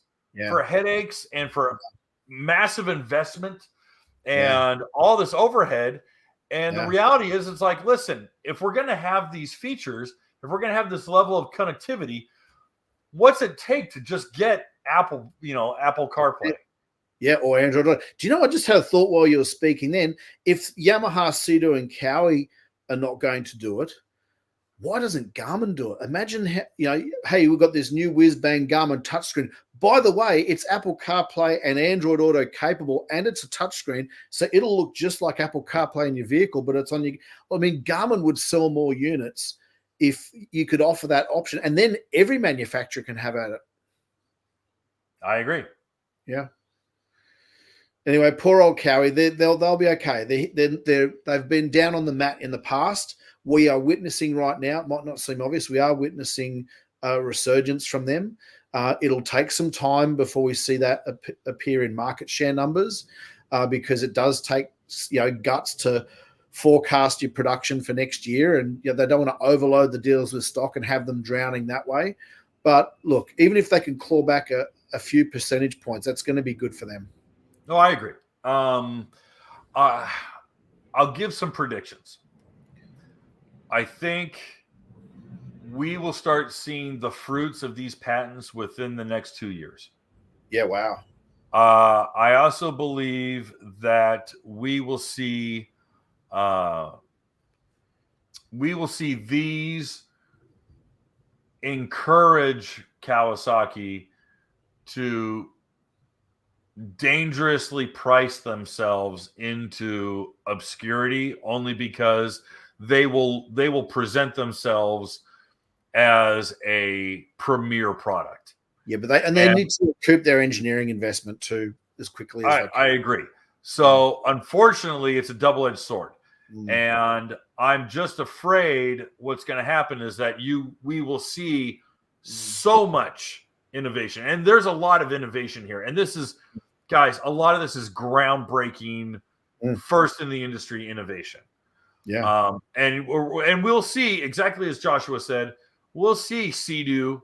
The Sea-Doo will be first. Let's just be honest. Sea-Doo will be the first to respond. Yeah. Yamaha will wait 5 years and then they'll rename their version. And it'll be whatever, you know. Do you know what I'm surprised, genuinely surprised Sea-Doo didn't think of the placeholder or the digital anchor. I'm surprised that had a bit of a Sea-Doo flavor about it to me. I'm really surprised they hadn't, because I mean they've innovated in so many ways in the last 5 years in particular. They just threw an anchor on the trophy and called it a day. Which, by the way, key learning, having lived with the trophy for a year, you've got to take that thing out because it does leave a trail of rust on the inside of your footwell, sadly. But anyway. That whole thing reminds me of the old adage about how American astronauts and NASA had spent something close to $10,000 in developing a ballpoint pen that would write in zero gravity. And when they asked Russian cosmonauts what did they do about writing in space if they didn't have this pen, the cosmonauts looked at them and said, "We used pencils." So, That's it. And actually, from my early journalism days, I used to use pencil because it doesn't run in the rain. When you're taking notes in the rain, a biro would run ink, whereas the pencil doesn't run so bad. There's your answer. So I'm encouraged. I think don't get me wrong. I think the turbo thing can be done tomorrow. We didn't talk about the changes to the STX hood latch and the STX hood. Yeah. We also did not talk about these in the first 2 years. Yeah. Right. We also did not talk about, because those were new patents that haven't come out yet. They have a triple locking mechanism that really secures the hood latch. They also have a kind of a door lock alarm like you have on your car. They have a storage lock alarm that also locks your glove box and your bow storage. And in the case of your Ultra, the side storage, and it'll let you know if one of the compartments is open. Yeah, that's clever. So I thought that was a nice little thing. It's going to appear on the dash. But those are low-hanging fruit. Those can be done next year. The turbo, as long as they have the castings, as long as they have the kit ready, that can be done next year. Will they? Doubt it. But wouldn't you love to go inside their secret shed and just see some of this? I mean, clearly they've been toying around this stuff for a while. Clearly there's a couple of prototypes, or maybe there's a dozen. Wouldn't it be great to go inside the tent one day? Well, when I raced for Kawasaki, they would store all the race skis for like the team, like Craig Warner's ski would be there and Kanamori's ski would be there. And I always had mine because I was at Personal Watercraft Illustrated. So I was always having mine there. But the skis that were on the trailer, they would keep them in the same room where they had a lot of functioning prototypes. Wow. And every now and again, there wouldn't be covers on stuff. And you're like, oh, what the hell's that? And they're like, oh, shut up.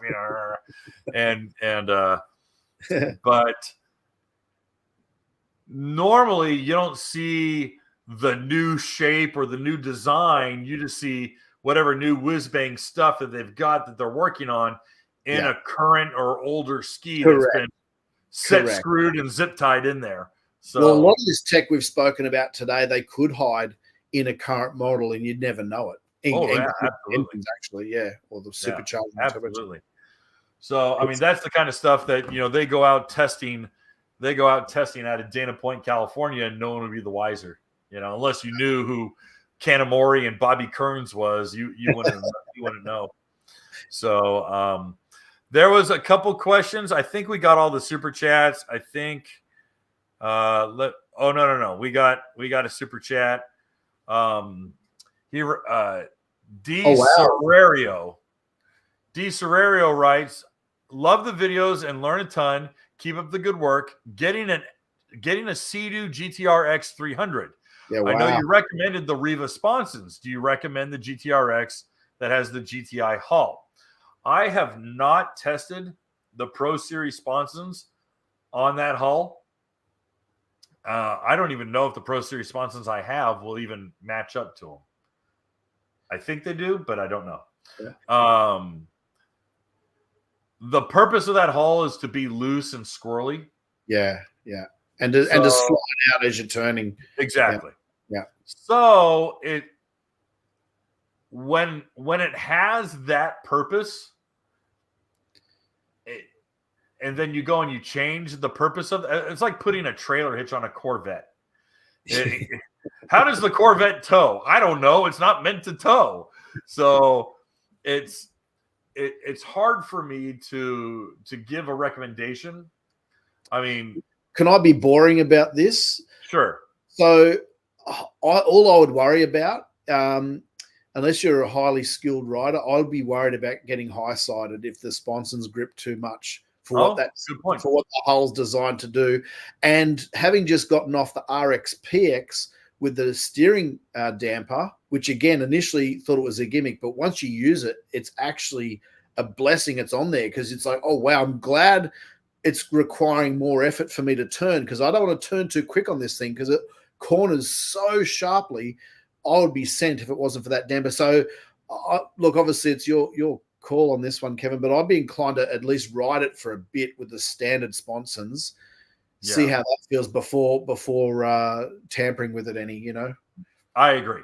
Yeah. I really do agree. Because that's a quick ski. 300 horsepower in a GTI hull. That's incredible. We're looking forward to riding that soon, actually. So it's cool. That is the ski I'm picking up from Sea-Doo. I want to say in late April. Nice. That one's going to be a riot. That one's going to be a lot of fun. Yeah. All right, we got a couple more here. All right, David writes: Is the Yamaha really fit? Is the Yamaha fix really helping the fuel tank level? Yes. I've got some experience here. I've just done a couple of really long ocean rides. So the buzzer used to go off at like having just consumed a third of the tank. It's now not designed to go off until 30 liters. I'll have to look up what that is in gallons, but that's basically the bottom third. So once you get to the bottom third, the fuel buzzer goes off. Annoyingly with the Yamaha FX, and this is because they're all super safety cautious, you have to come to a stop to hit the buzzer to reset it. And that buzzer just goes on and on and on.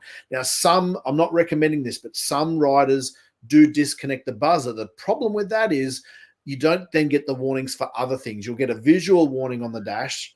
So it is something I think Yamaha has improved. There's still probably room for improvement. The best fix on this new dash, and I haven't experienced it myself, but I've seen others who are happy with it.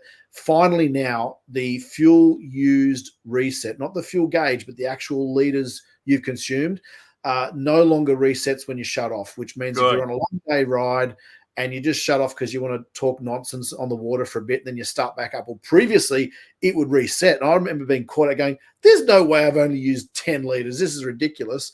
That was 2 years ago. But yeah, so that has been fixed. The key thing to remember is to reset your fuel reset every time you top up. That way you know exactly how much fuel you've used. So even if the thing is blaring the alarm at you, if you can see you've only used half the tank or 2/3 of the tank and you're not far from your boat ramp, then you don't need to be too alarmed, pardon the pun. So yeah, Yamaha has addressed these concerns, but the buzzer still goes off earlier than it does in other skis, in my experience. Okay. And to your 30 liters comes out to 8 gallons of gas. Thank you. Yeah. Okay. There you go. All right. I think we got one more here. And this is from Stuart again. Stuart writes, is there a reason Kawasaki chose rotors over wheel when it came time for the first supercharged Ultra? I presume you're meaning a roots style versus a centrifugal. Was it to individuate from... Make it distinct. Make it distinct from Sea-Doo and Yamaha, or was there some business partnership with Eaton? Yes and yes. Kawasaki already had existing relationships with Eaton in a variety of different outlets. Eaton does a lot more than just superchargers. And in developing a root-style supercharger, it also allowed for a less invasive or less dedicated casting for the engine block. and because it's simply an attachment, it's an accessory. It'd be like an alternator or a power steering pump. And because that root style supercharger is not directly feeding into the engine, but is mounted alongside the engine, and it is driven by a pulley, it allows them to have an identical engine block from the naturally aspirated to supercharged. Then it also allows a Eaton supercharger to be easily removed, even though anyone who has had to remove a supercharger will say it's anything but easy. It's not easy. But to that effect, the root style supercharger is demonstrably heavier than a centrifugal supercharger. Yet another addition of weight. It produces extraordinarily more boost than a centrifugal supercharger. That's the other thing. And for example, the base boost levels of a Kawasaki is 16.4. The base supercharged levels of a Sea-Doo is just over 8. Yeah, this is PSI, and Yamaha is less than that. Yeah. So it's really working. Yeah, it's very understressed. Yeah. So there's a lot of give and take on that relationship. I'm not saying one's better than the other, because again, it's like, hey, listen, the HKS supercharger on the Yamaha only produces 6.5 PSI at 8,000 RPM, when the Cowie is producing 16.5 at 8,000 RPM. But then the HKS supercharger is a fraction of the weight and the fraction of the reciprocating mass as the root style supercharger. So you're like, which one, which devil do I want to get into bed with? Choose your poison. Yeah. All right. I think that gets... Oh, nope. We got another super chat. Holy cow. You guys aren't letting us go. All right. They're paying for it. We're going to answer it. A bunch of fellas in my writing group have all hull delamination issues with their Nano FX hulls. Yamaha won't warranty. Insurance says manufacturer defect. What's your suggestion? Yamaha uses paint. Yamaha also uses an inferior paint adhesion primer. Yamaha's paint is eggshell thin, and it is super susceptible to any sort of friction. And I'm talking the bunks of your damn trailer will wear the paint off. All right. I mean, Greg Gaddis made jokes that he goes, the second time he took his ski off the trailer, there was blue paint on the carpeted bunks. And a lot of guys who have wheeled trailers or rubber wheeled floating docks, they'll say the same damn thing. The Nano XL hull, like on the GP, flexes. It's not necessarily weak, but it oil cans, it cavitates. All right. Paint can flex when it is filled with an additive. There's what's called a flex additive. And I've had ass clowns in the comment section saying that doesn't exist. I'm like, clearly you've never worked on any sort of plastic bumpers from the 80s, because those plastic garbage urethane bumpers would distort in the sun, but the paint would actually stay on it. But because of the EPA, suddenly paint doesn't adhere anymore, and it's brittle because a bunch of hand-wringing, whiny freaking liberals like, the paint's toxic. Well, don't eat it. All right?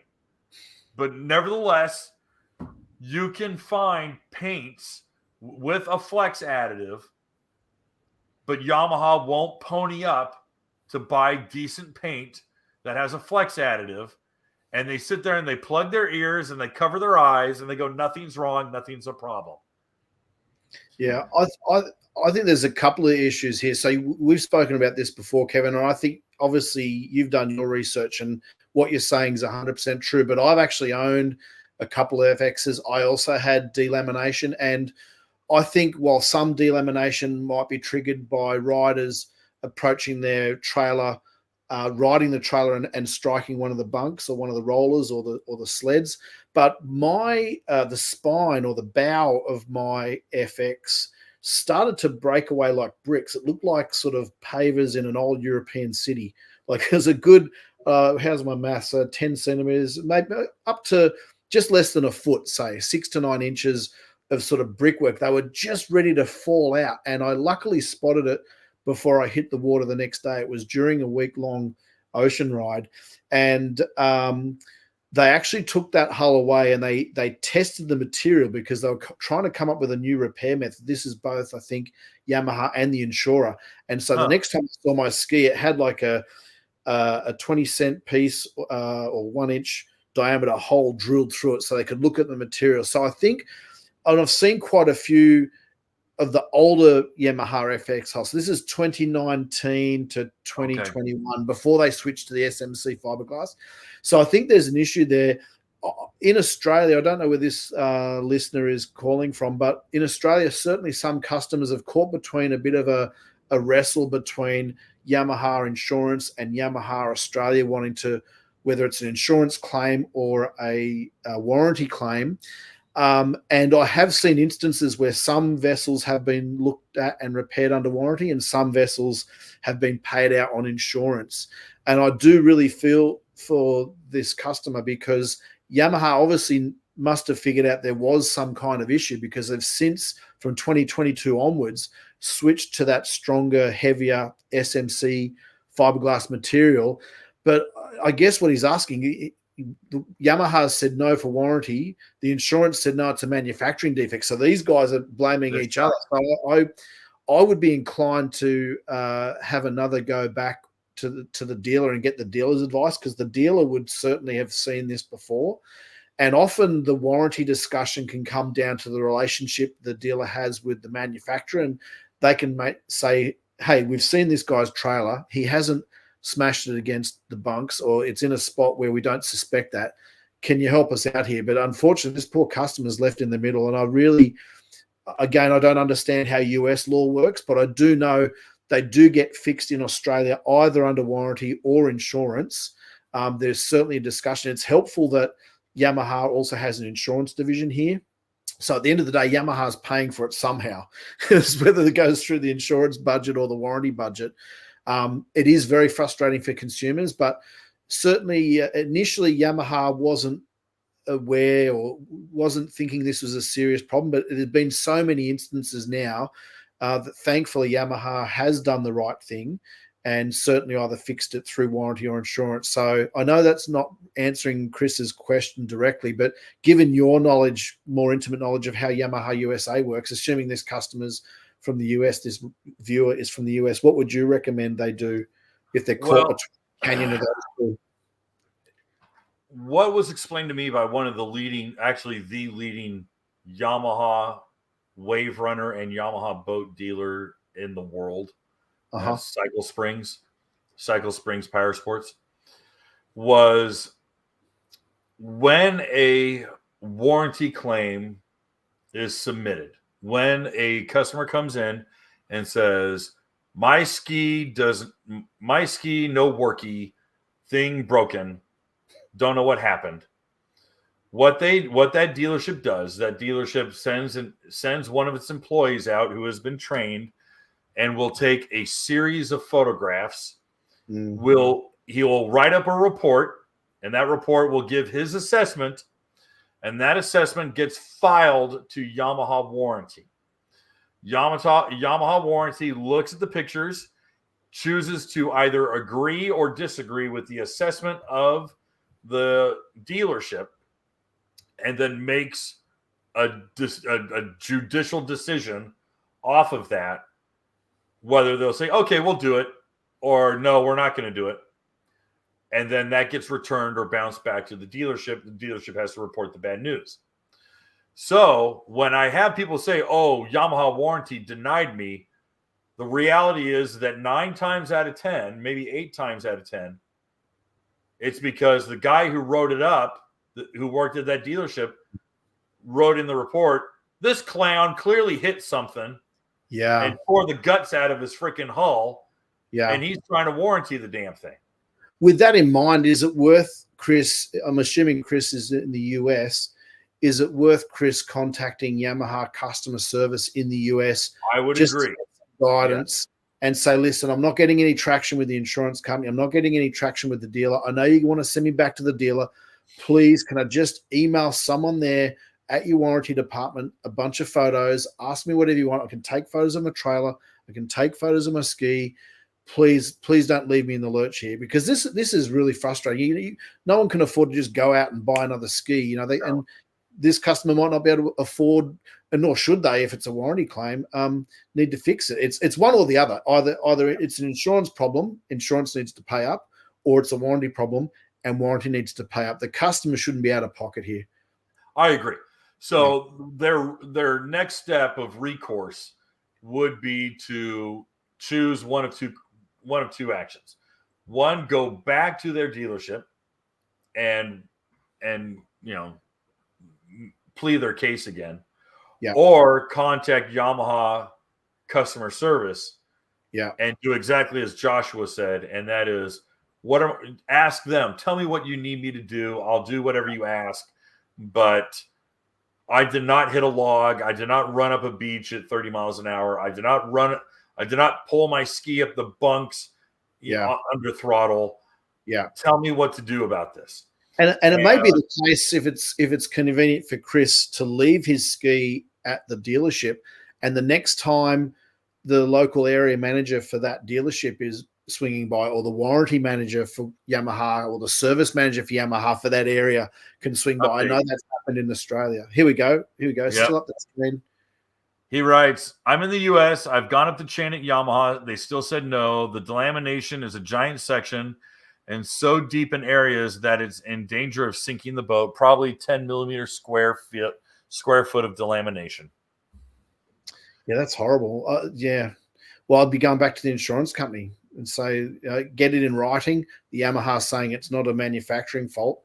But this is a horrible situation. Hopefully, I'm going to go back with the dealer. Dealers can't do magic, but this is not the first time a dealer would have had this dilemma. So I would be going back to the dealer, Chris, and just please plead your case again, and drop Kevin a line on his website, on email. No. Maybe direct you somewhere if that doesn't work. Don't you dare. Don't put that evil on me, Ricky Bobby. I don't want any part of that. We're trying to help a guy out here. We'll see. What you need to do is find a Better Business Bureau lawyer. There you go. And have him write a letter on his stationery to the dealership and to the insurance agency and to Yamaha, and go, my client has done everything appropriate, and now we're gonna get inappropriate.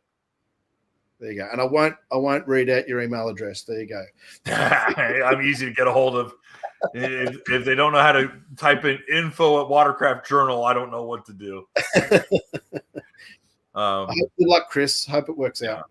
Yeah. Sorry to hear it, man. That really sucks. And I hate it, because it's like people buy Yamaha because Yamaha had, the reliability name behind it. Yeah. And you sit there and you're like, dude, it's the devil, Yeah. I mean, okay. Yeah. I mean, that's got its warts. Cowie's got its warts. Yamaha's got its warts. What I'll say with Sea-Doo, though, Sea-Doo will jump onto something. So the debris removal system, sure, they had to have a couple fixes, and skis were leaving themselves parked. Like, they had no drive. You were bobbing in the water. So that's a pretty serious defect. But I will say, in Sea-Doo's defense, they got onto that as quickly as they could. I was a little bit frustrated that it's taken 2 years for Yamaha to address the fuel gauge issue. I'm a little bit frustrated that it's taken some time for Yamaha to address the fuel injector wire issue. You can almost set your watch certainly on the HOs, when the fuel injector wire just has enough sort of bounce in it that it would just crimp. It's like, guys, spend 20 cents per connector instead of 15 cents per connector, and the problem solved. Now, I now know why I think I know why Yamaha took a while to fix that, because there's a whole new injector rail for the 1.9. So they have used new parts. So they'd rather just fix those under warranty. By the way, it's $2,000 Australian to fix these faulty injector wires on the 1.8. Yeah, it's insane. You often don't have stock. So I guess I'm frustrated that it does take some time to fix some of these issues. But yeah, sadly, none of them are perfect. I watched a technician change a carbon seal on the Sea-Doo. Man, that's a tough job. I'd hate to be on a chore. That is not easy. And to call a carbon seal a wear item is oh my gosh. That is, that's like saying, oh, well, hey, listen, the clutch, the clutch pack in your car is a wear item. You need to change it every 50,000 miles. I'm like, oh boy. Yeah, it's a bit red hot. Yeah.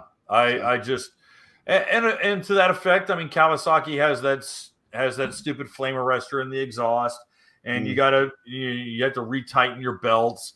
Okay, all right, I get, your belt tensioner sometimes can wear out, and of course, everything inside of a Kawasaki will oxidize overnight if you don't hose it down.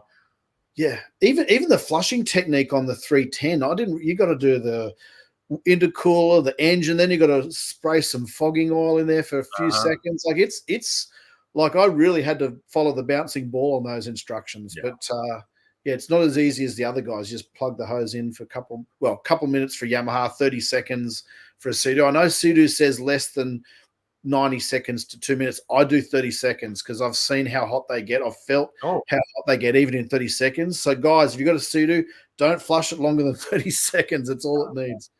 Yeah. Unless you have another hose spraying up at the. Well, yeah, that's a good idea. They should sell that kit. I've seen that.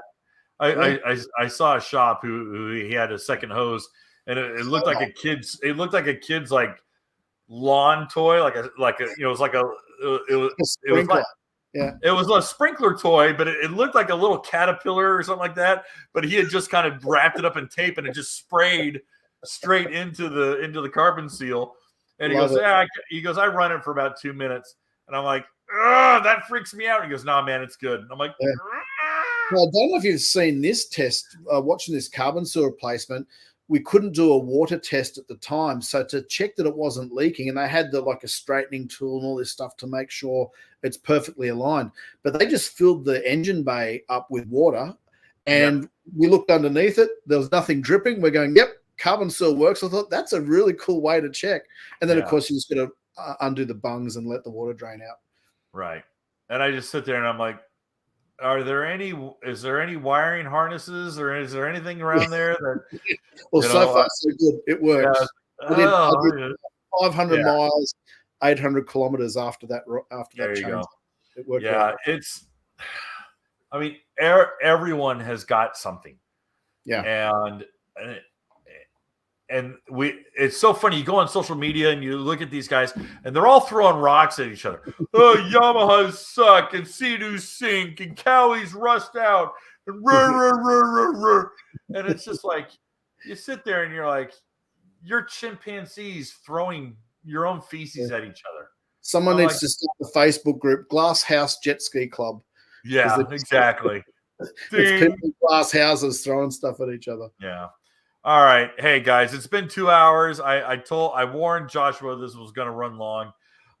Thank you for the super chats, guys. We're going to let Joshua go back to the future and climb in his time machine and go into Tuesday. Tell us the winning lottery numbers, will you? Is that how time works? You'll be the second person to know after I. That's right. Okay, very cool. Guys, if you haven't already, please go on to YouTube and subscribe to Watercraft Zone. Thank you. He absolutely kicks my ass when it comes to doing video. A lot. He's got like the really nice the really nice cadence in his voice. He's not. It's so soothing, and it's like, oh. He's not mad and screaming at the camera like I am. It's great, It's very kind of you, but I don't do as much content as you do. So what I do, I just try and do it as good as I can. It's because you have a real job. Yeah, but but thanks for having me, Kevin. It's always absolutely. Always Yeah, guys, and thanks again for tuning in. Good getting those Kawasaki patents, by the way. That was I appreciate it. Thank you, sir. Yeah, that's what happens when you don't burn bridges. You actually get inside info. All right, guys. Well, thanks again. Hope you have a good week. Tune in, subscribe, tune out, whatever. We'll talk to you soon. See you, mate.